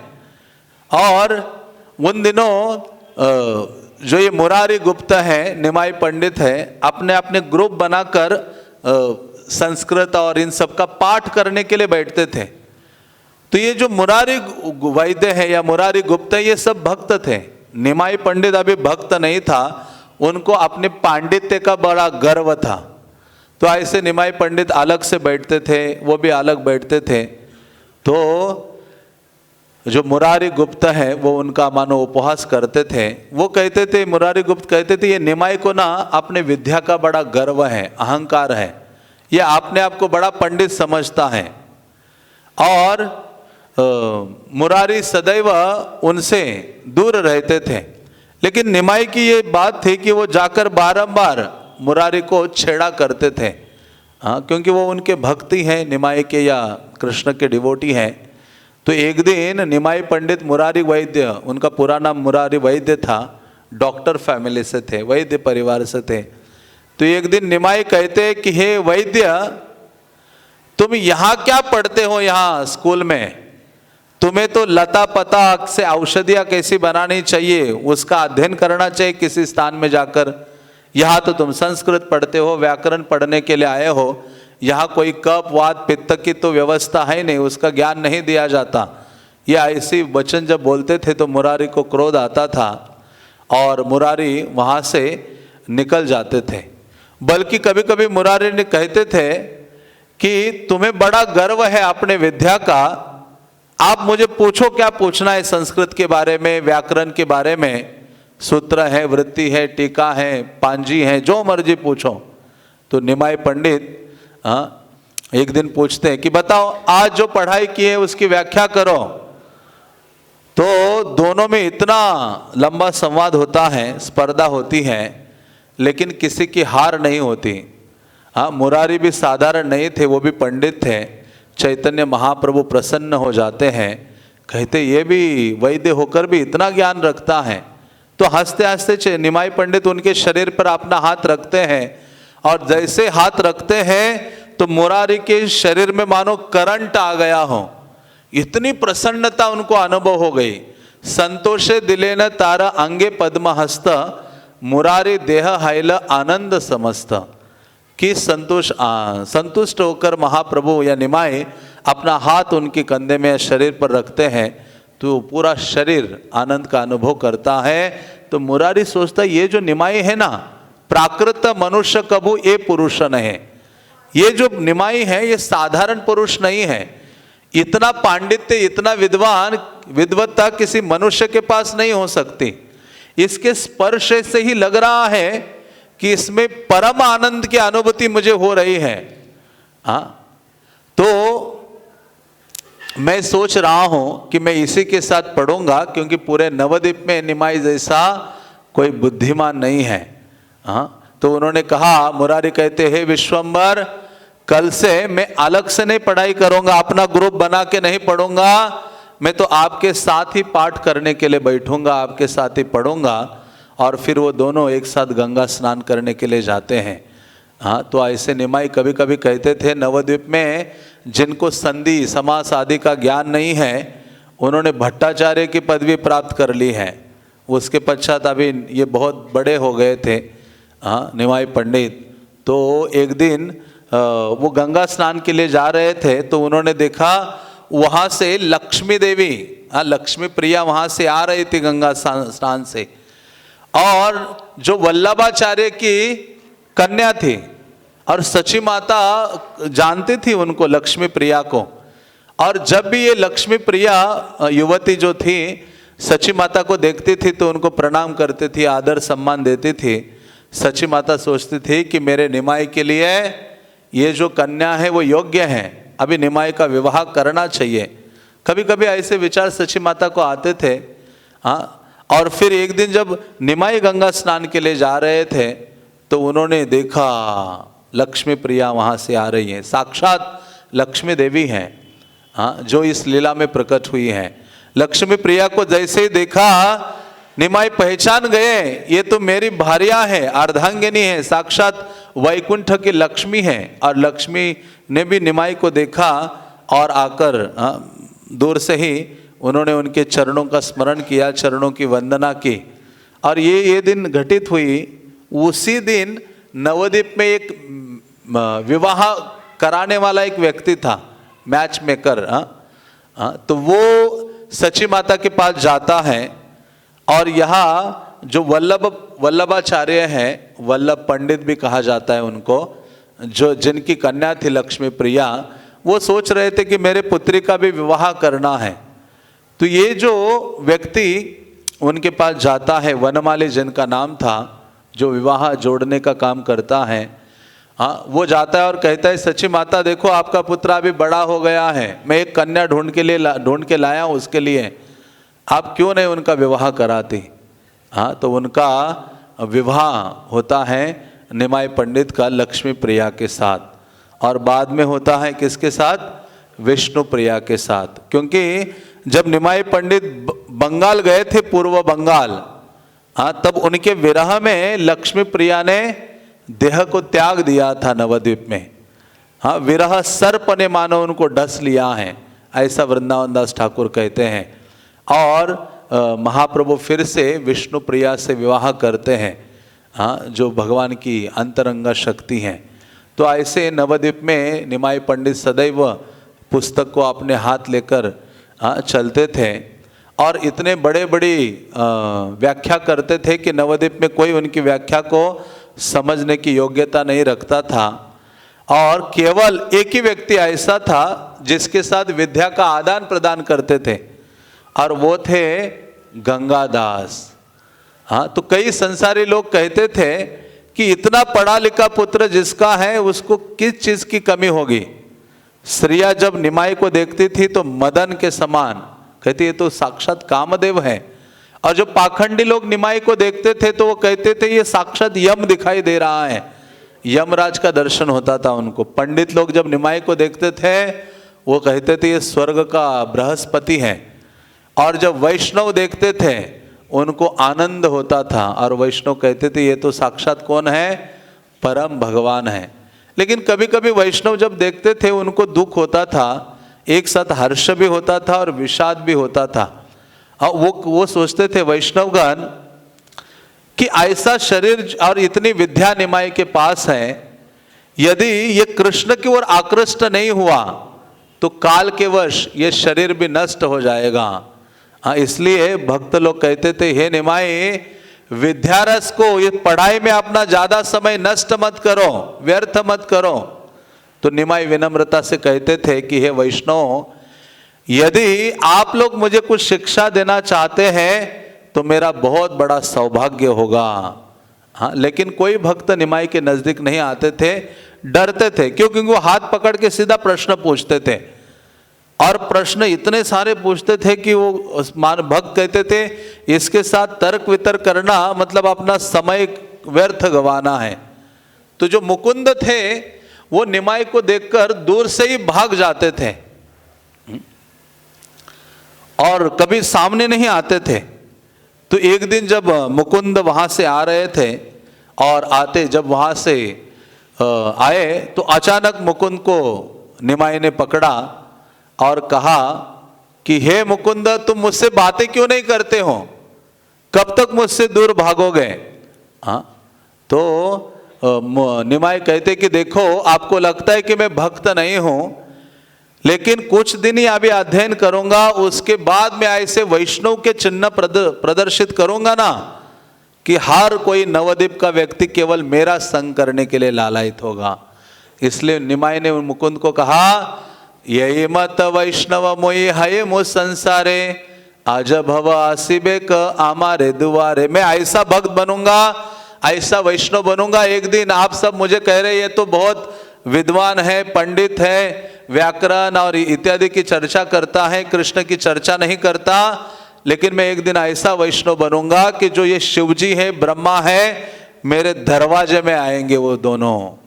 सुन भाई ये सब यही अमर वचन, वैष्णव है मोय सर्व विलक्षण। अरे आप सब लोग सुनो मेरे वचनों को, एक दिन मैं इतना अद्भुत महानतम वैष्णव बनूंगा। हमारे देखिया ये बे जे सब पलाय, तहारा वो जैन मोर गुण कीर्ति गाय। और आज ये नवद्वीप में जितने भक्त हैं ना, जो मुझे देखकर दूर दूर भागते हैं, एक दिन वही सारे भक्त मेरा क्या करेंगे, गुणों का गान करते रहेंगे। इस प्रकार से निमाई पंडित महाप्रभु बोलते हैं, और ये बोलकर चैतन्य महाप्रभु अपने घर में जाते हैं। उसके पश्चात नवद्वीप में अचानक हाँ, जो माधवेंद्रपुरी के शिष्य हैं, जिनका नाम क्या था, ईश्वरपुरी का आगमन होता है। और महाप्रभु के वो गुरु हैं। ईश्वरपुरी ने अपने गुरु की इतनी अच्छे से सेवा की थी, जिनकी कृपा के कारण स्वयं भगवान उनके शिष्य बन जाते हैं ईश्वरपुरी के। तो ऐसे ईश्वरपुरी नवद्वीप में आते हैं और इतने विनम्र थे ना ईश्वरपुरी, कृष्ण का नाम सुनने मात्र से उनके आंखें से जल की धारा बहती थी, लेकिन कभी वो प्रकट नहीं करते थे मैं कितना महान भक्त हूं। लेकिन हमारा उल्टा है, हम सदैव प्रदर्शित करना चाहते हैं कि मैं कितना महानतम भक्त हूं। बल्कि भक्ति विनोद ठाकुर कहते हैं, भक्त का स्वभाव क्या है, उत्तम हैया आपना के माने अधम। जितना महान उत्तम भक्त होता है वो सबके बीच में अपने आप को क्या मानता है, मैं सबसे अधम और छोटा व्यक्ति हूँ। हाँ, यही भावना, क्योंकि जितना भगवत भक्ति में उन्नत होता है, जितना कृष्ण के प्रति आसक्त होता है, प्रेम बढ़ता है, हृदय शुद्ध होता है, उतना ही वो जो भक्त है दैन्य उसके हृदय में दैन्य की बढ़ोतरी होती है। तो ऐसे ये जो ईश्वरपुरी है नवद्वीप में गुप्त रूप में आते, किसी को पता नहीं था कि ये इतने महान भक्त हैं जो कृष्ण रस में भरे रहते थे और कृष्ण के एकांत और प्रिय भक्त थे। कोई उनको पहचान नहीं पाया। एक दिन अद्वैत आचार्य अपने स्थान में कृष्ण की सेवा कर रहे थे, उनके पीछे आकर बैठ गए और अद्वैत आचार्य ने जब देखा, पीछे देखा, अरे ये तो सन्यासी लग रहा है, ये इतना तेजोमय है, इतना शक्ति संपन्न दिख रहा है। अद्वैत आचार्य कहते कि आप सन्यासी हो? हाँ, ईश्वरपुरी कहते हैं, आमे शूद्रा धम देखी बार आइला तोमारा चरण। ईश्वरपुरी कहते मैं तो शूद्रों में अधम हूं और हे अद्वैत आचार्य आपके चरणों को देखने के लिए आया हूं मैं यहाँ। ये भावना थी। वो उनके गुरु भाई थे। माधवेंद्रपुरी के शिष्य कौन है? अद्वैत आचार्य भी हैं और उनके शिष्य ईश्वरपुरी भी हैं। लेकिन ऐसी भावना, वो सन्यासी होकर भी कहते हैं मैं शूद्रों में अधम हूँ और आपके चरण देखने के लिए आया हूँ। और उसी समय जो मुकुंद महान भक्त थे, मुकुंद वहाँ बैठे थे और देखा इस सन्यासी को। मुकुंद ने तुरंत ही कृष्ण से संबंधित महिमा का, गीतों का गान किया और जैसे कृष्ण के बारे में गान किया कुछ, तो ईश्वरपुरी आनंदित हो उठे और लोटपोट हो गए, कृष्ण के लिए रोने लगे, क्रंदन करने लगे। अद्वैत आचार्य ने ईश्वरपुरी को अपने गोद में उठा लिया और ये ईश्वरपुरी की स्थिति देखकर सारे भक्त आनंदित हो जाते हैं और हरि हरि का उच्चारण करते हैं। हरि हरि, जोर से। हाँ, तो इस प्रकार से जब ईश्वरपुरी का वहाँ आगमन हुआ, ईश्वरपुरी कई दिनों तक वहाँ रहे और एक दिन शाम के समय ईश्वरपुरी जा रहे थे तो ये जो निमाई है ये भी निकले होते, अपने पढ़ाई करके घर की ओर जा रहे थे। रास्ते में मिले तो ईश्वरपुरी को देख के उन्होंने, निमाई ने दंडवत प्रणाम किया, माँ बार बातचीत की कि कौन हो क्या हो। और निमाई कहते कि आप इतने महान वैष्णव हैं, क्या आप मेरे घर में चल सकते प्रसाद ग्रहण करने के लिए? हाँ, तो ये अपने साथ ले गए। सची माता ने कई सारे व्यंजन बनाए और प्रसाद ग्रहण करने के पश्चात ईश्वरपुरी सची माता निमाई के साथ बैठे और कृष्ण की कई सारी कथाएं सुनाए। हाँ, क्योंकि वैष्णव जहाँ जाते हैं वो केवल भोजन करने के लिए नहीं जाते हैं। जैसे शुकदेव गोस्वामी का वर्णन है, जब गाय धोने का समय होता है तब वो पहुँच जाते थे घर, दूध लेने के लिए नहीं, वो बहाना बनाकर कृष्ण कथा सुनाने के लिए। तो वैसे ही जो ईश्वरपुरी है, उन्होंने इतनी कृष्ण कथा सुनाई कि और खुद भी इतने आनंदित हो गए, क्योंकि उन दिनों ईश्वरपुरी भक्तों के समाज में बहुत प्रसिद्ध हो गए थे नवद्वीप में। और नयन उनके आंखों से धारा बहती रहती थी कृष्ण का गुणगान करते करते, क्योंकि नवद्वीप में गोपीनाथ आचार्य के घर में ईश्वरपुरी का निवास था और कई लोग उनका दर्शन करने आते थे। और विशेष रूप से गदाधर पंडित, ये छोटे से थे, गदाधर पंडित आते थे और गदाधर पंडित को पूरा एक किताब लिखा था, ग्रंथ कृष्ण लीलामृत, श्री कृष्ण लीलामृत ग्रंथ लिखा था ईश्वरपुरी ने। वो रोज सुनाया करते थे गदाधर पंडित को और गदाधर पंडित के हृदय में भी वही प्रेम की भावना आ गई जैसी भावना ईश्वरपुरी के हृदय में थी। इसलिए जितनी कृष्ण कथा अधिक सुनेंगे ना, जितना ग्रंथों को पढ़ेंगे ना, आध्यात्मिक जीवन में बहुत बड़ा बदलाव और परिवर्तन हम देखेंगे। इसलिए एक भक्तों को कृष्ण कथा सुनने में आलसी नहीं होना चाहिए। एक भी दिन ऐसा नहीं जाना चाहिए जिस दिन हम कृष्ण की महिमा गुणगान ना सुने, बल्कि जैसे आँख खुले सुबह भगवान को दंडवत मारते हुए कहना चाहिए, कृष्णा आज आपने फिर से मौका दिया है कि आज आप चाहते कि मेरे हृदय में कृष्ण प्रेम जागृत हो जाए। आज फिर से मैं लगूंगा, आपकी कथा सुनूंगा, आपका नाम फिर से उसी उत्साह से जप करूंगा। हाँ, मानो आज मेरा आखिरी दिन है, क्योंकि 7 दिन में एक दिन तो हमारा है ही आखिरी। संडे से लेके सैटरडे तक कोई ना कोई दिन आने वाला है। हाँ, इनके अलावा 8वां कोई दिन नहीं होगा कि जिस दिन हम जाएंगे। फिर से उसी उत्साह के साथ लगना चाहिए। हाँ, तो ये गदाधर पंडित आदि बहुत श्रवण करते थे, और जब निमाई पंडित भी आते थे सुनने के लिए, तो उन्होंने कहा कि देखो मैंने ग्रंथ लिखा है और मुझे लग रहा है कि इस ग्रंथ को एडिट करने की आवश्यकता है, इसमें थोड़े दोष ढूंढो, क्योंकि तुम तो व्याकरण का बहुत अच्छा ज्ञान रखते हो, अलंकार आदि को भी जानते हो। तो निमाई पंडित कहते, प्रभु बोले भक्त वाक्य कृष्णेर वर्णन यहां तेजे दोष देके सही पापी जन। महाप्रभु कहते अरे भक्त ने जो लिखा है, भक्त के वाणी से जो भगवान का महिमा गान हुआ है वो पूर्ण है, क्योंकि वो प्रेम से उन्होंने किया हुआ गुणगान है।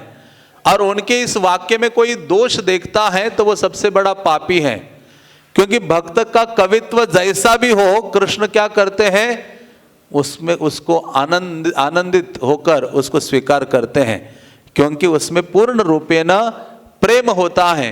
भक्त जो लिखता है, बोलता है, गुणगान करता है, वो प्रेम से भरा होता है।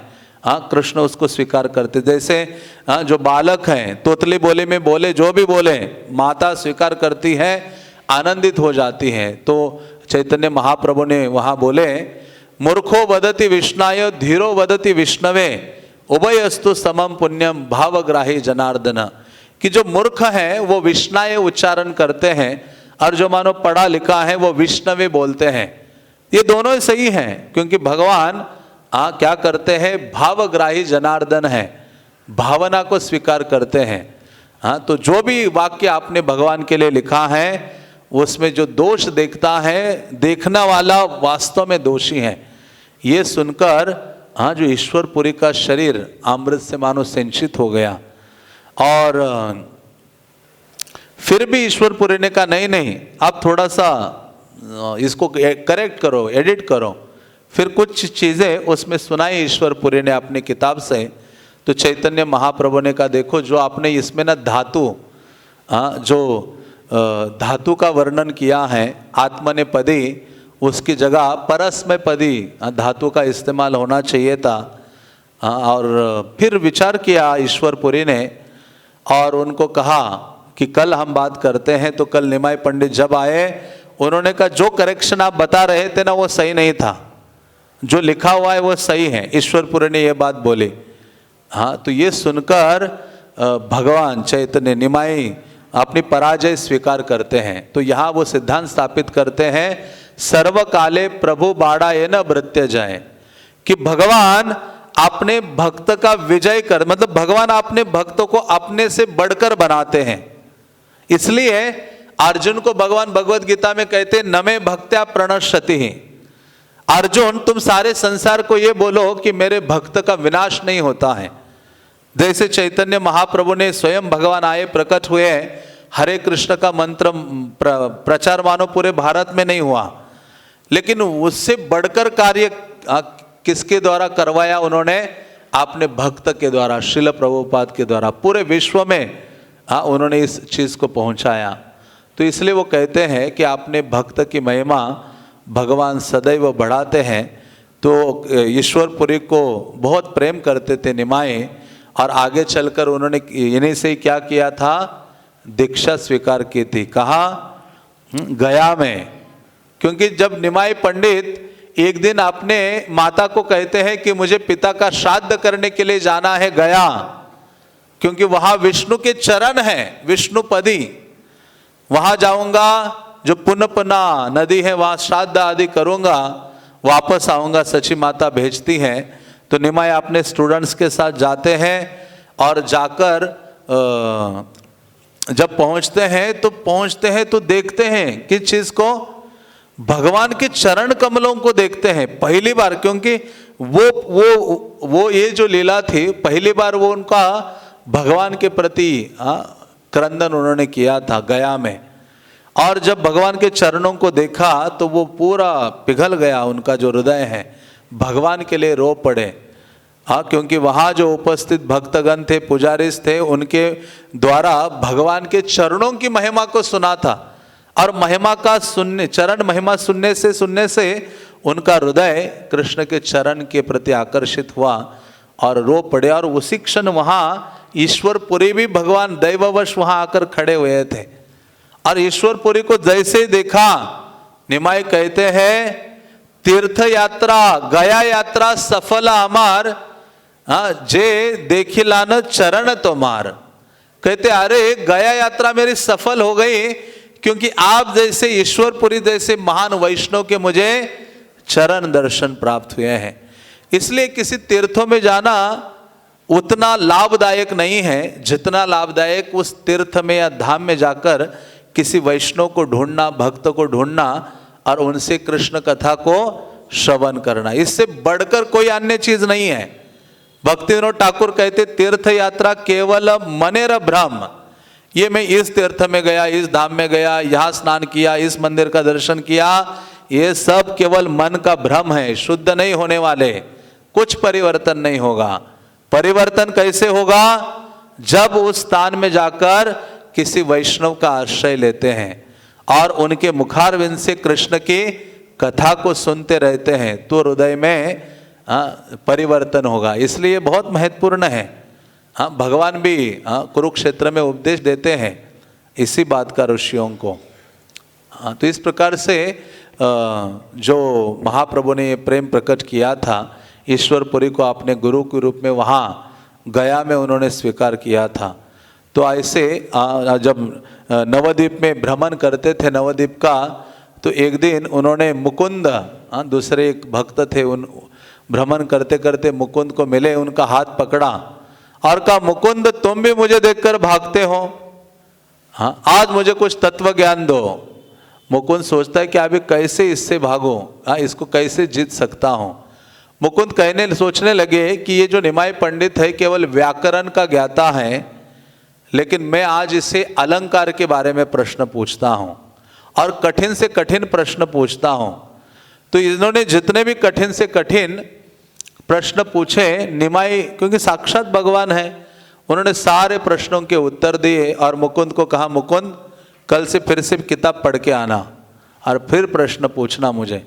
मतलब ऐसा कोई प्रश्न नहीं था जिसका उत्तर निमाई पंडित के पास नहीं था। मुकुंद उनसे इतने प्रभावित हो गए, निमाई जब चल पड़े आगे तो मुकुंद ने उनके चरण धूलि ले ली, अपने मस्तक में धारण की। कहते हैं कि ऐसा पांडित्य किसी साधारण मनुष्य में नहीं है, ये निमाई असाधारण है। एमत सुबुद्धि कृष्ण भक्त जबे हय जबे तिलो को यहाँ न संग ना छाड़िए तबे। तब मुकुंद ने एक व्रत लिया कि इसके जैसा यदि कृष्ण का भक्त बन जाए बुद्धिमान व्यक्ति, तो इसका संग में कभी छोड़ूंगा नहीं, ऐसा उन्होंने कहा। तो इस प्रकार से निमाई नवद्वीप में भ्रमण करते रहते थे और भक्तों को पकड़ते थे। एक दिन उनको गदाधर मिले, गदाधर को देखा, गदाधर के हाथ पकड़े उन्होंने और कहा कि गदाधर तुम न्याय पढ़ रहे हो, कुछ हमें समझाओ। तो गदाधर कहते पूछो क्या पूछना है। प्रभु बोले कह मुक्तिर लक्षण। निमाई कहते बताओ मुक्ति के लक्षण क्या है, मुक्ति क्या है। तो गदाधर पंडित सारे शास्त्रों से कई चीजें उनको व्याख्या करने लगे। चैतन्य निमाई कहते ये सही व्याख्या नहीं है। फिर गदाधर कहते मुक्ति का अर्थ क्या है, मुक्ति का मतलब क्या है, मुक्ति का लक्षण क्या है। गदाधर बोले आत्यंतिक दुखनाश, यहाँ रही शास्त्र कहे मुक्तिर प्रकाश। गदाधर ने कहा कि जीवन के सारे जो कष्ट है उनका नाश होना ही मानव मुक्ति है, ये शास्त्र वर्णन करते हैं, आत्यंतिक दुख नाश।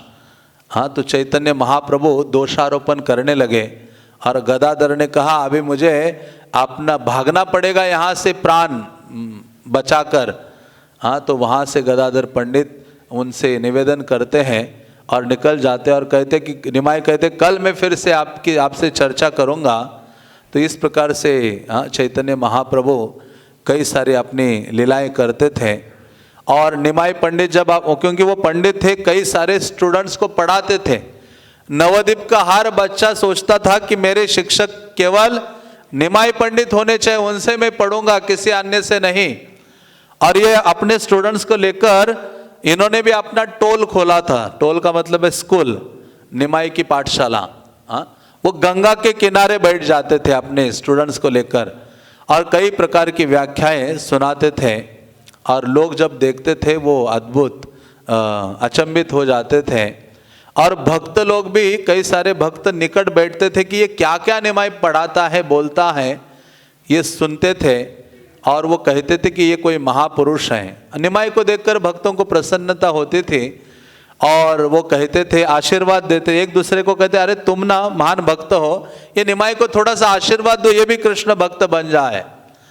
और वो आशीर्वाद के रूप में बोलते थे कृष्णमति रस्तु, कि ये जो निमाई है ना, बहुत आजकल व्याकरण, संस्कृत, न्याय, अलंकार आदि पढ़ता है, उसी में लगा रहता है, इसकी मति कृष्ण में लग जाए। ये सबसे बड़ा आशीर्वाद है, कृष्ण में हमारा मन लगना। इसलिए जितने भी कार्यकलाप दिन रात हम कर रहे हैं वो सबका एक ही उद्देश्य है कि हमारा मन कृष्ण के चरणों में लग जाए। हाँ, बस अन्य किसी चीज के लिए इतना हम कार्य नहीं कर रहे, इसी के लिए। तो फिर सारे वैष्णव मिलकर क्या करते हैं, गंगा को दंडवत करते हैं और एक साथ निमाई को आशीर्वाद देते उस दिन। और आशीर्वाद देते हुए क्या कहते हैं, हे न कर कृष्ण जगन्नाथे रनंदन, तोर रसे मुक्ता हो छाड़ी अन्य मन। वो कहते हैं कि ये जो जगन्नाथ का पुत्र है, इसके ऊपर ऐसी कृपा कीजिए कि जितने में रसों में इसका मन इधर उधर लगा हुआ है वो हट जाए और केवल आप में लग जाए। हे कृष्ण, निरवधि प्रेम भावे भजू को तुम्हारे, हे न संग देह आमा सबाकारे। और ऐसा इसके ऊपर कृपा करो कि ये निरंतर आपका भजन करता रहे और इसी का संग हमें दीजिए। इसलिए कहा गया है, हम अपने लिए प्रार्थना करते हैं, उससे बढ़कर प्रार्थना किसकी होती है, दूसरा भक्त हमारे लिए प्रार्थना करे, वो बहुत पावरफुल होता है। कोई भक्त महान हमारे लिए प्रार्थना करता है, कृष्ण उसको सुनते हैं, हम प्रार्थना करने के बजाय। तो चैतन्य महाप्रभु के लिए ये सारे वैष्णवगण प्रार्थना करते थे। और चैतन्य महाप्रभु निमाई बहुत विनम्र भी थे, जो भी भक्त देखते थे उनको प्रणाम करते थे, श्रीवास को प्रणाम करते थे। और वो कहते थे, भक्त आशीर्वाद प्रभु शिरेलय, भक्त आशीर्वादे से कृष्ण ते भक्ति है। हाँ, जो भी भक्त मिले उनसे आशीर्वाद लेते थे और कहते थे कि भक्तों का आशीर्वाद लूंगा तो कृष्ण के प्रति जो भक्ति की भावना है वो जागृत हो जाएगी, क्योंकि उनके आशीर्वाद से ही भक्ति मिलेगी। इसलिए कहा गया है भक्ति को पाथ ऑफ ग्रेस, कि ये रास्ता है हाँ आशीर्वाद प्राप्त करने का, कृपा का। जितना अधिक हम वैष्णव की कृपा को अपने जीवन में धारण करते हैं उतना ही हाँ भक्तिमय जीवन सरल हो जाता है। तो इस प्रकार से सारे वैष्णव उनको बोला करते थे हाँ कि आप क्यों हाँ ये सारा विद्वता पढ़ रहे हो, इन सबको छोड़ो और कृष्ण की भक्ति में लग जाओ। तो एक दिन महाप्रभु पहली बार नवद्वीप में अपने भक्ति भाव को प्रकट करते हैं। एक दिन वो ऐसा छलावा करते मानो उनको वायु रोग हो गया हो। वायु रोग के बहाने वो प्रेम लक्षण प्रकट करते हैं और अलौकिक शब्द बोलने लगते हैं, लोटपोट होने लगते हैं, हंसते हैं और गर्जना करते हैं, मूर्छित होते हैं। सब लोग भयभीत हो जाते हैं और भक्त लोग आते, कोई नारायण तेल लेकर आता है, कोई विष्णु तेल लेकर आता है कि इसकी जो वायु है हाँ, कफ वात पित्त आदि अनबैलेंस हो गई है, हाँ, तो इसको ठीक करने के लिए सब कुछ करते हैं। तो लेकिन महाप्रभु ये स्थापित करना चाहते थे कि मैं ही वास्तव में सबका ईश्वर हूँ। प्रभु कहते हैं, प्रभु बोले मुई सर्व लोकेर ईश्वर, मुई विश्व धरो मोर नाम विश्वम्बर। कहते हैं कि मुझे किसी दवाई की आवश्यकता नहीं है, मैं ही परम ईश्वर हूँ, मैं ही सबका पालक हूँ। तो ये सब बोलकर भी कोई पहचान नहीं पाता। और ऐसे महाप्रभु प्रतिदिन नवद्वीप का भ्रमण करते हैं। जैसे द्वारा मथुरा में कृष्ण ने भ्रमण किया था कि कभी जो चंदन देने वाली कुबड़ी स्त्री हैं, या फिर माला देने वाला है, वस्त्र देने वाला है, इन सबको सबसे कृष्ण ने वस्त्र माला आदि लिए थे। उसी प्रकार से एक दिन नवद्वीप में निमाई पंडित भ्रमण करने लगे, एक माला वाला दिखाई दिया, उन्होंने बहुत प्रेम से माला दी। एक वस्त्र वाले ने वस्त्र दिया, गंध सुगंधित द्रव्य वाले ने सुगंध प्रदान की, तांबुल वाले के पास गए, तांबुल प्रदान किया। और एक ज्योतिषी दिखाई दिया, ज्योतिषी का घर महाप्रभु, उसके पास गए और अपना हाथ दिखाते हुए कहते, बताओ मैं पिछले जन्म में कौन था। और वो जो ज्योतिषी था वो गोपाल मंत्र का उच्चारण करता था और वो उसको पता चल जाता था सब कुछ, ये पूर्व जन्म में क्या है, सब सारी चीजें। तो जैसे ही महाप्रभु का स्पर्श किया उन्होंने और हाथ पकड़ा, देखने लगे और आंखें बंद करके गोपाल मंत्र का उच्चारण करने लगा। तो इसका पूर्व जन्म दिखाई, उसको सबका पूर्व जन्म दिखाई देता था। लेकिन चैतन्य निमाई पंडित ने जैसे हाथ किया और इनका पूर्व जन्म देखने के लिए आंखें बंद कर दी, गोपाल मंत्र का उच्चारण किया, तो क्या दिखाई दिया, चतुर्भुज रूप दिखाई दिया। और कहने लगे ये क्या देख रहा हूं मैं, चतुर्भुज रूप। फिर से आंखें खोलते, फिर से हाथ देखते हैं, फिर से अपना गोपाल मंत्र का उच्चारण करते हैं। और जितने भी कृष्ण लीला की जितनी बाल्य लीलाएं हैं ना, सारी एक के बाद एक इनके सामने से ऐसे प्रकट होने लगती हैं। कहता ये मैं आज क्या देख रहा हूं। अचानक देखते हैं कि एक बंसीवट के नीचे खड़े हैं, हाथ में मुरली लेकर वादन कर रहे हैं, सारी गायें आदि या गोपियां सब आसपास इनके हैं। तो ये बारंबार आँख खोल रहा था, बंद कर रहा था और ये सोच रहा था कि ये कौन है, फिर से देखता हूं। फिर जब उन्होंने देखा, आंखें बंद कर दी, गोपाल मंत्र का उच्चारण किया, आप तो सारे 10 अवतार उनके सामने ऐसे आ गए आंख बंद करके। हाँ, तो ये समझने लगा कि ये कोई साधारण नहीं है। हाँ, ये मुझे लग रहा है कि यही सारे अवतारों का मूल है। हाँ, तब उनको कहते हैं कि देखो आज तो मुझे लग रहा है कि कुछ जब ज़्यादा हो गया है, ये जब करने में इतने सारे अवतार सब कुछ नज़र आ रहा है, कल मैं तुम्हें ठीक से बता पाऊंगा। हाँ, तो महाप्रभु हंसते हैं और वहाँ से निकल जाते हैं। तो निमाई पंडित या चैतन्य महाप्रभु साक्षात कौन है, कृष्ण है, श्री कृष्ण चैतन्य, राधा कृष्ण नहीं अन्य। तो इन्होंने कहा क्या देखा तुमने मुझ में। हाँ, तो वो कहते हैं कि आपको कल बताऊंगा। तो इस प्रकार से महाप्रभु का निमाई के रूप में जो उनकी लीलाएं हैं, नवद्वीप में कई सारे दिव्य लीलाएं घटित हुई हैं। और ऐसे ही निमाई जब एक दिन जा रहे थे तो सामने श्रीवास पंडित दिखाई दिए, श्रीवास ठाकुर पंचतत्वा के।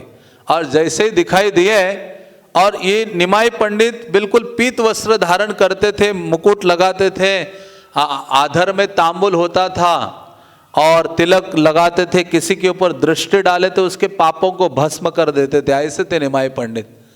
और जैसे श्रीवास पंडित सामने से आए, निमाई ने तुरंत उनको दंडवत किया, प्रणाम किया और श्रीवास ठाकुर ने उनको आशीर्वाद दिया, चिरंजीव भव, और कहा कि अरे हे उद्धत तेरा शिरोमणि, मतलब जितने उद्धट बच्चे हैं ना उनमें तुम सबसे उद्धट हो। कहाँ जा रहे हो, कृष्ण का भजन न करके अपना समय नष्ट कर रहे हो, और ये रात्रि दिन रात तुम पढ़ाई करते हो, ऐसा क्यों कर रहे हो।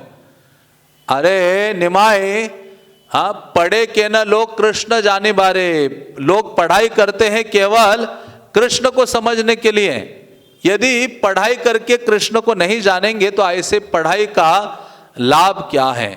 हाँ, उस दिन श्रीवास ठाकुर ने बहुत बड़ी क्लास लगाई, मानो उन्होंने उनको डांटा उनको कि अपना जो जीवन है व्यर्थ मत गवाओ और जितना है अधिक कृष्ण का भजन में लग जाओ। हंसी बोले महाप्रभु सुनह पंडित, इतना उपदेश सुना तो निमाई कहते हैं कि पंडित हमें तुम्हारा कृपाए सही हाई बे निश्चित।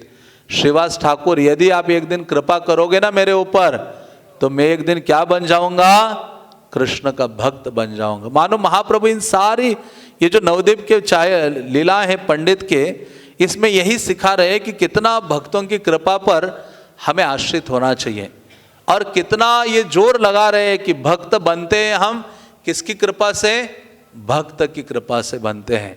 भक्तिस्तु भगवत भक्ता संगे न परिजायते, भक्तों के संगति से ही भक्ति का जन्म होता है। इसलिए कहा गया है भक्ति जन्म मूल है साधु संग, भक्ति का जन्म कहाँ होता है, भक्तों के संगति में होता है। तो महाप्रभु इन लीलाओं से प्रस्तुत करते हैं और इतने विद्वान थे। हाँ, एक अंतिम लीला का वर्णन करेंगे और इस सत्र का विराम करेंगे।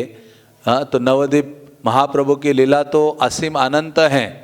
हाँ, वृंदावन दास ठाकुर कहते हैं।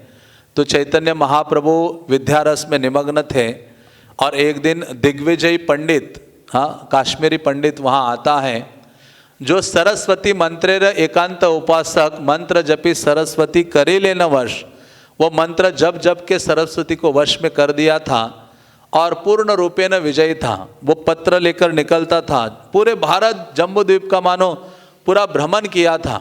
उसके जिह्वा पर सरस्वती विराजमान होते थे, सारे शास्त्र इससे निकलते थे उसके जिह्वा से। उसने सब जगह सबको पराजित किया, दिग्विजय सारे दिशाओं में वो पहुंचा था और सबको पराजित करके इतना आनंद था। घोड़े, पालकी, ड्रम, ढोल बजा बजा के निकलता था और उसको पता चला कि ये जो नवद्वीप है उसमें बहुत विद्वान रहते हैं और वो नवद्वीप पहुंच जाता है। और नवद्वीप पहुंचा तो सारे नवद्वीप के लोग तो डर गए। आप जितने अपने आप को भट्टाचार्य कहते थे वो सारे सोच रहे थे मैं अभी कहाँ छुपूं, सारे डर के भाग रहे थे। हाँ, तो फिर ये आया और इन्होंने पूछना शुरू किया कौन है मेरे साथ तर्क वितर्क कर सकता है। किसी की हिम्मत नहीं थी, लेकिन कुछ भट्टाचार्य ने कहा हम तो बड़े विद्वान हैं लेकिन हमारे यहाँ एक छोटा सा बच्चा है ना, पहले उससे वाद विवाद करो, शास्त्रार्थ करो, अब वो पराजित हो जाएगा तो हम है ही इतने दिग्विजय, हम भी तो कम नहीं है, हम पूरे संसार को पढ़ाते हैं। नवद्वीप वो मतलब बहुत बड़ा स्थल था, पूरे भारतवर्ष से पढ़ने के लिए लोग जाते थे। मतलब जैसे आजकल लोग भारत में पूना इधर उधर कई जगह जाते पढ़ने के लिए, तो उन दिनों कहते पूना से भी लोग वहाँ पढ़ाई के लिए वहाँ पहुँचते थे। हाँ, पूरे विश्व से लोग आते थे। तो ऐसे जब कहा तो निमाई पंडित को पता नहीं था उसके बारे में, तो गंगा के किनारे महाप्रभु बैठे थे, उनके जो स्टूडेंट थे वो आ गए, कहते निमाई निमाई एक बहुत बड़ा दिग्विजय आ गया है नवद्वीप में और वो अपने साथ हाथी, घोड़े, पालकी, ढोल बजाते हुए आ रहा है। पूरे विश्व ने सबका ढोल उसने बजा दिया है, अभी यह नवद्वीप वासियों का ढोल बजाने के लिए आया है। तो नवद्वीप क्योंकि उसको बहुत अपने विद्या का अहंकार है, तो जैसे ही निमाई पंडित बैठे वो सोचने लगे कि मैंने इसको हराना है, लेकिन कैसे हराना है अभी वो सोचने लगे। वो सोचते हैं कि क्योंकि बहुत बड़ा इसका नाम है, इसको सबके सामने हराना ठीक नहीं है, मरने के समान इसकी स्थिति हो जाएगी, इसको एकांत में हराता हूँ। तब महाप्रभु अपने आप से बोले कि हे बालकों सुनो तत्व मैं बताता हूँ, अहंकार ना सहे न ईश्वर सर्वथा। भगवान किसी की सब कुछ सहन लेते हैं, लेकिन निमाई पंडित महाप्रभु इस विशेष लीला से समझाते हैं अहंकार ना सहे न ईश्वर सर्वथा।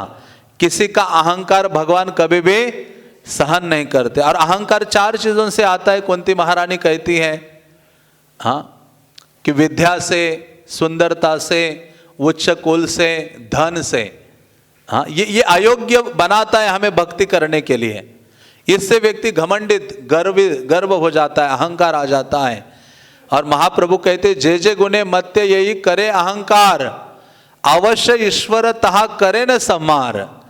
जिसके पास जो जो गुण है और उन गुणों का अहंकार आ जाता है, निमाई पंडित कहते कि भगवान उसका निश्चित रूप से संहार कर देते अहंकार का। फलवंत वृक्ष आर गुणवंत जन, नम्रता से तहार स्वभाव अनुक्षण।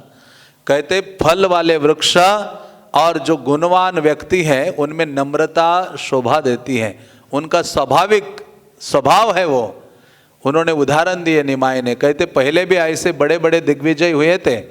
हय, नहुष, वेन, बान, नरक है, नरकासुर है, रावण आदि है, इन सबको भी अपने बल आदि का, धन आदि, वैभव आदि का अहंकार था, जिसके कारण क्या किया। निमाय पंडित कहते हैं भुज देखी कार गर्व चूर्ण नाई हाय, सर्वता ईश्वर अहंकार नाही साय। कहते देखो उनका भी अहंकार को पाउडर बना दिया था। भगवान कभी अहंकार को सहन नहीं करते। और मैं देख रहा हूं ये जो दिग्विजय है इसको अपने नॉलेज या विद्या का अहंकार हो गया है, और ये विद्या का अहंकार नष्ट करना होगा। हाँ, तो कैसे नष्ट करें। महाप्रभु बैठे ही थे, संध्या का समय हो गया, और वो जो दिग्विजय पंडित थे वो भी ऐसे भ्रमण करते करते, वो निमाई को मिलने नहीं आया था, वो ऐसे गंगा के पास आया दर्शन के लिए, और देखा हाँ कहाँ एक बालक बड़ा तेजस्वी बैठा है वहाँ कई सारे स्टूडेंट के साथ। तो इसने अपने शिष्यों को कहा वो कौन बालक है। कहते यही है वो निमाई पंडित नवद्वीप का। छोटा सा बालक है लेकिन बहुत बड़ा पंडित है और बहुत प्रसिद्ध है। और ये गए उसके पास बैठे, महाप्रभु निमाई ने उनको आदर सम्मान दिया, क्योंकि भक्त का स्वभाव हमेशा सबको आदर देने का होता है। जैसे प्रभुपाद कहते हैं आतिथ्य वैसा करना चाहिए, शत्रु भी घर आ जाए तो भी उसको आसन दे, जल दे और अच्छा व्यवहार करना चाहिए। तो वो बैठे, चैतन्य महाप्रभु से थोड़ी सी बातें की, और महाप्रभु निमाई ने कहा देखो हम तो छोटे से व्याकरण पढ़ने वाले बच्चे हैं, थोड़ा संस्कृत पढ़ लेते, व्याकरण पढ़ लेते, कुछ अलंकार का थोड़ा सा ज्ञान है। आपके सामने कहा आप तो पहाड़ और हम तो राई का दाना है, छोटी सी चींटी है। हाँ, इतना महाप्रभु ने उसको मानो बढ़ा दिया। वो भी वैसे ही फूला हुआ था गर्व के अहंकार के कारण। हाँ, तो उस समय फिर महाप्रभु ने कहा देखिए, वो कहते आप कुछ सुनाओ। महाप्रभु कहते नहीं देखो आप इतने विद्वान हो, आपसे सुनने का अलग ही आनंद है, आपको सुनाइए। आप गंगा के किनारे बैठे हैं, गंगा की महिमा सुनाइए। गंगारा महिमा किछु करह पठन, गंगा की महिमा सुनाइए। तो तुरंत गंगा की महिमा सुनाने लगा, और मेघ जैसे वर्षा मानो एक साथ ऐसे बहाते हैं, प्रदान करते, वैसे गर्जना करते करते कुछ ही क्षणों में 100 से अधिक श्लोकों की रचना गंगा की महिमा में कर डाली। इतना तेजी से कर डाली कि मतलब क्या हो गया, मानो बिजली चमक गई हो। ये देखकर जितने निमाई के स्टूडेंट थे ना, वो ऐसे मुंह में उंगली डाल के ऐसे देखने लगे, ये कैसा व्यक्ति है, ये साधारण नहीं है, ये सही में दिग्विजयी है। और फिर निमाई ने जब ये सुना थोड़ी प्रशंसा की, और वो इतना ऐसे शब्द यूज किए थे जिनका प्रयोग किया था जिनको समझना कठिन था। जितने भी संस्कृत शास्त्र के अलंकार थे सारे अलंकार उस काव्य में डाल दिए थे, इतना अद्भुत कवित्व किया था। लेकिन चैतन्य महाप्रभु निमाई कहते देखो हम तो इतने ज़्यादा पढ़े लिखे नहीं हैं, आपने क्या क्या डाला है इसमें थोड़ा सा समझाइए, कुछ एक्सप्लेन कीजिए, व्याख्या कीजिए। तो पहला श्लोक जैसे बोलना शुरू किया ना, तो महाप्रभु ने उसकी धज्जियां उड़ाना शुरू कर दी पहले श्लोक से ही। उसको लगा इतना गर्व, महाप्रभु ने जैसे उन्होंने पहला शब्द बोलना शुरू किया, एक्सप्लेन करना शुरू किया, महाप्रभु ने वहां ही खंडन करना शुरू किया, वहां ही दोष निकालने शुरू कर दिए। पहले ही श्लोक में उसके आदि मध्य अंत में सब में दोष निकालना शुरू कर दिए कि ये अलंकार आपने यूज किया है, ये अशुद्ध अलंकार है, ये है वो है। हाँ, तो वो उसके समझ में नहीं आ रहा था क्या हो रहा है। वो जो बोला था वो भी उसके समझ से परे हो गया था। महाप्रभु के सामने उसकी बोलती बंद हो गई थी। वृंदावन दास ठाकुर कहते अरे जिनके सम्मुख वेद भी मोहित हो जाते हैं, जिनके सम्मुख देवी देवता भव शिव ब्रह्मा आदि मोहित हो जाते हैं, हाँ, देवतागण, लक्ष्मी जिनकी छाया मात्र है, योग माया जिनसे मोहित हो जाती है इसलिए वो पीछे बैठी रहती हैं, सरस्वती आदि जिनकी छाया है। हाँ, ये साधारण व्यक्ति के बारे में क्या कहा जाए। तो ये पूर्ण रूपेण पराजित हो गया। महाप्रभु ने इतने दोष निकाले, मतलब हर शब्द में दोष निकाल डाला, और वो पूर्ण रूपेण पराजित हो जाता है। और महाप्रभु के जो स्टूडेंट थे ना, वो हंसने लगे कि अच्छा ये बड़ा दिग्विजय था, इसकी तो आज इसको पराजित हो गए। महाप्रभु कहते चुप, हंसना नहीं है। मतलब महाप्रभु मर्यादा का उल्लंघन नहीं करते हैं। हाँ, महाप्रभु आदर देना जानते हैं। और महाप्रभु ने कहा देखो, आप तो ना बहुत लंबा ट्रैवल करके आए हो, थक के प्रवास करके, यात्रा करके, तो अभी थक गए होंगे। मुझे लग रहा है आप ना थोड़ा आज आराम कीजिए, सो जाइए, कल सुबह फिर से हम चर्चा करेंगे। तो ये सोचता है कि हाँ अभी मुझे निकलना चाहिए। वो निकलता है, जाता है, एक ही विचार, छोटे से बालक से मैं कैसे पराजित हो गया, कैसे हार गया। और फिर वो वापस जाता है, फिर अपना सरस्वती का स्मरण करता है, मंत्र जप करता है, सो जाता है। तो सरस्वती देवी उसके स्वप्न में आती है, और सरस्वती देवी कहते हैं कि वेदों के लिए भी जो गोपनीय है वो बात मैं बताऊंगा, वो बात किसी को मत बताऊंगा, नहीं तो तुम्हारा संहार कर दूंगी। कहते हैं जो पराजित जिससे आज हुए हो ना, अनंत ब्रह्मांड नाथ से ही सुनिश्चित, जिससे तुम पराजित हुए हो, अनंत ब्रह्मांडों के नाथ है। आमी जार पाद पद में निरंतर दासी, मैं तो उनके चरणों की दासी हूं जिनके द्वारा तुम्हारा पराजय हुआ है। और मैं उनके सामने लज्जित होती, उनके सामने जाती नहीं हूं। हाँ, उनके सामने मेरी शक्ति काम नहीं करती है, इसलिए तुम्हारे जीवा में उस दिन नहीं बैठी थी मैं, क्योंकि तुम तो मेरे स्वामी के साथी, हाँ, तर्क वितर्क शास्त्रार्थ करने के लिए तत्पर हो गए थे। हाँ, तो कहते हैं सारे देवता जिनके सेवक हैं, हाँ, सारे अवतारों के वो शिरोमणि हैं, जिनके समक्ष वो गए हैं।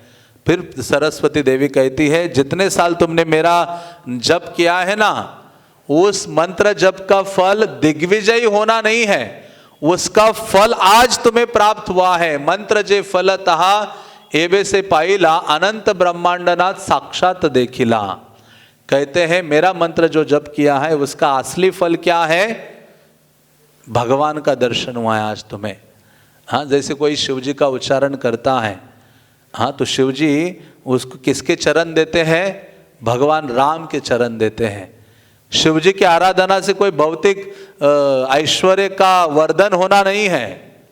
शिव जी का कृपा क्या है, निष्कपट कृपा, क्योंकि वो खुद राम नाम का जप करते हैं। ब्रह्मा बोले चतुर्मुखे, कृष्ण कृष्ण हरे हरे, महादेव पंचमुखे, राम राम हरे हरे। तो इस प्रकार से सरस्वती कहती है कि मेरी तो कृपा यही हुई है, नाम जप का फल, मेरे नाम लिया, आज सही में फल मिला है कि तुम्हें साक्षात भगवान का दर्शन मिला है। जहाँ शीघ्र विप्र तुम्हें यहाँ न चरणे, देह गया समर्पण कराह वाने। हे विप्र, तुरंत चले जाओ और अपना देह उनके चरणों में समर्पित करो। सुबह ये उठा, दौड़ के आता है, केशव काश्मीरी नाम था उनका, कश्मीर से आया था, और आता है महाप्रभु के सामने दंडवत करता है और कहता है कलियुगे विप्र रूपे तुम्ही नारायण, तुम्हारा चिन्हते शक्ति धरे को न जान। कलियुगा में आप ही ब्राह्मण के रूप में नारायण प्रकट हो गए हो, आपको पहचानने की शक्ति किसी में नहीं है। उन्होंने कहा, केशव काश्मीरी कहते हैं कि आपसे दयालु कोई अन्य नहीं है, आप मुझे उपदेश दे दीजिए जिसके द्वारा मेरे चित्त में जो दुर्वासना है वो चली जाए। तो ये बहुत सुंदर उपदेश महाप्रभु ने दिया। चैतन्य महाप्रभु के सुंदर उपदेश पढ़ता हूँ। महाप्रभु ने अंतिम उपदेश दिए उस केशव काश्मीरी को। उन्होंने कहा, दिग्विजय करीब विद्यार कार्य न है, ईश्वर भजले से ही विद्या सत्य कहे। कई कहते हैं कि दिग्विजय करना ये विद्या का कार्य नहीं है, बल्कि विद्या के द्वारा भगवान का भक्ति करना ये विद्या का असली कार्य है, पढ़ने का असली कार्य है। वो कहते हैं, मन दिया बुझ देह छाड़िया चलिले, धन व पौरुष संगे किछु नहीं चले। हाँ, कि ये शरीर जब तुम त्यागोगे, तुम्हारे साथ तुम्हारा ये वैभव विद्या कुछ नहीं जाने वाला, धन नहीं जाने वाला है। उन्होंने कहा ये सारी चीजें छोड़ो और ईश्वर सेवा दृढ़ चित्त करो। ईश्वर की सेवा क्या करो? दृढ़ता के साथ करो। एतेक छाड़िया विप्र सकल जंजाल, श्री कृष्ण चरण गिया भजह सकाल। ये तुम अपने साथ इतनी सारी दुनिया भर की चीजें लेके घूम रहे हो, दिन रात कार्य कर रहे हो, छोड़ो और कृष्ण का भजन करो गंभीरता से। जावत मरत नाहि उपसन्न है, तावत सेवह कृष्ण करिया निश्चय। जब तक तुम्हारा मृत्यु नजदीक नहीं आ रहा है तब तक तुम कृष्ण की सेवा करते रहो दृढ़ता के साथ, और यही है जीवन का लक्ष्य। हाँ, मृत्यु, क्योंकि मृत्यु कभी भी आने वाला है। जब तक हम मृत्यु निकट नहीं है तब तक क्या करो? जब तक शरीर स्वस्थ है कृष्ण की सेवा दृढ़ता के साथ करो। सेई से विद्यार फल जानी है निश्चय, कृष्ण पाद पद में यदि चित्त वित्तर है। विद्या का फल यही है कि कृष्ण के चरण कमलों में मन सदा बने रहे, यही विद्या अर्जन का फल है। महा उपदेश यही कैलू तुम्हारे, सबे विष्णु भक्ति सत्य अनंत संसारे। हे केशव काश्मीरी, तुम्हें उपदेश दे रहा हूं मैं, विष्णु भक्ति, भगवान की भक्ति ही सर्वे सर्वा है। और चैतन्य महाप्रभु ने फिर उसका आलिंगन किया, निमाई पंडित ने केशव काश्मीरी का, और उसको इस भव सागर से मुक्त कर दिया। और उन्होंने कहा ये ढोंग छोड़ दो विद्या का, और सारे प्राणियों पर दया करो और भगवान का भजन करो। मानो महाप्रभु ने ये 3 चीजें उनको दी है, नामे रुचि, जीवे दया, वैष्णवों की सेवा करो। और फिर उसका सारा दंभ अहंकार आदि दूर हो गया। और ये केशव काश्मीरी अभी इतना सब कुछ होने के बावजूद भी वो कहते वृंदावन दास ठाकुर तृण के समान विनम्र हो गया। उन्होंने अपना घोड़ा, धन, जितने भी लोग उनके साथ थे सब छोड़ दिया। मानो महाप्रभु ने जो ये सारे जगत में इसने सबका ढोल बजाया था, महाप्रभु ने नवद्वीप में उसका क्या कर दिया? ढोल बजा दिया। और इतना विनम्र हो गया, उन्होंने सब कुछ छोड़ दिया और कृष्ण का गुणगान करना शुरू किया। और ये सुनकर कि उसकी पराजय हो गई, नवद्वीप वासी आनंदित हो गए। तो इस प्रकार से आगे चलकर केशव काश्मीरी गए और निम्बार्क संप्रदाय, हाँ निम्बार्क संप्रदाय शायद मुझे याद नहीं आ रहा है, हाँ वहाँ के महान आचार्य बने। और कई ग्रंथों पर उन्होंने टीकाएं लिखी, भगवद गीता आदि की टीकाएं उनके आज भी हैं। हाँ, तो ये चैतन्य महाप्रभु की असीम कृपा है। जय सुने गौरांगेर दिग्विजय जय, कोथाव तहान पराभव नाई है। जो भी चैतन्य महाप्रभु के ये जो केशव काश्मीरी का पराभव महाप्रभु ने किया है, या इस लीला को जो भी सुनता है उसका कभी पराभव नहीं होता है। तो इस प्रकार से हमारा ये 3 दिन का गौर कथा का सत्र यहाँ विराम लेता है। हाँ, तो चैतन्य महाप्रभु की अमृतमय लीलाएं हैं। श्रील प्रभुपाद ने बहुत संघर्ष करके चैतन्य चरितामृत हमें प्रदान किया है। तो भक्तों को इंतज़ार नहीं करना चाहिए कि भागवत पढ़ाई ख़त्म करके फिर चैतन्य चरितामृत शुरू करो, सब साथ में शुरू करो और महाप्रभु का आनंदमय चरित्र पढ़ते रहो। चैतन्य महाप्रभु के ऊपर इतने सुंदरतम ग्रंथ हैं, चैतन्य भागवत, चैतन्य मंगल, चैतन्य चरिता, चैतन्य चरितामृत आदि। हाँ, उनका हमें पाठ करना चाहिए, उसका श्रवण करना चाहिए और पढ़ना चाहिए, क्योंकि कलियुगा में चैतन्य महाप्रभु ही हमारे उद्धारक हैं। चैतन्य महाप्रभु के चरणों में हमें आशा रखनी चाहिए और महाप्रभु के प्रति रोज प्रार्थनामय जो गीत हैं वो गाने का प्रयास करना चाहिए। तो कल भगवान श्री चैतन्य महाप्रभु का आविर्भाव है। हाँ, तो कल उस तिथि को अच्छी तरह से मनाने का प्रयास करना चाहिए। अधिक से अधिक हम नाम ले, अधिक से अधिक गौरांग महाप्रभु का गुणगान सुने, महाप्रभु से संबंधित जो गीत हैं, प्रार्थनाएं हैं, उनका उच्चारण करें। हरे कृष्णा कृष्णा कृष्णा हरे हरे, हरे राम राम राम हरे हरे। गौरांग महाप्रभु के, गौर पूर्णिमा महामहोत्सव के, नित्यानंद राम के, पतित पावन श्रील प्रभुपाद के, निताय निताय गौर प्रेमानंदे। हरि हरि बोल। हरे कृष्णा।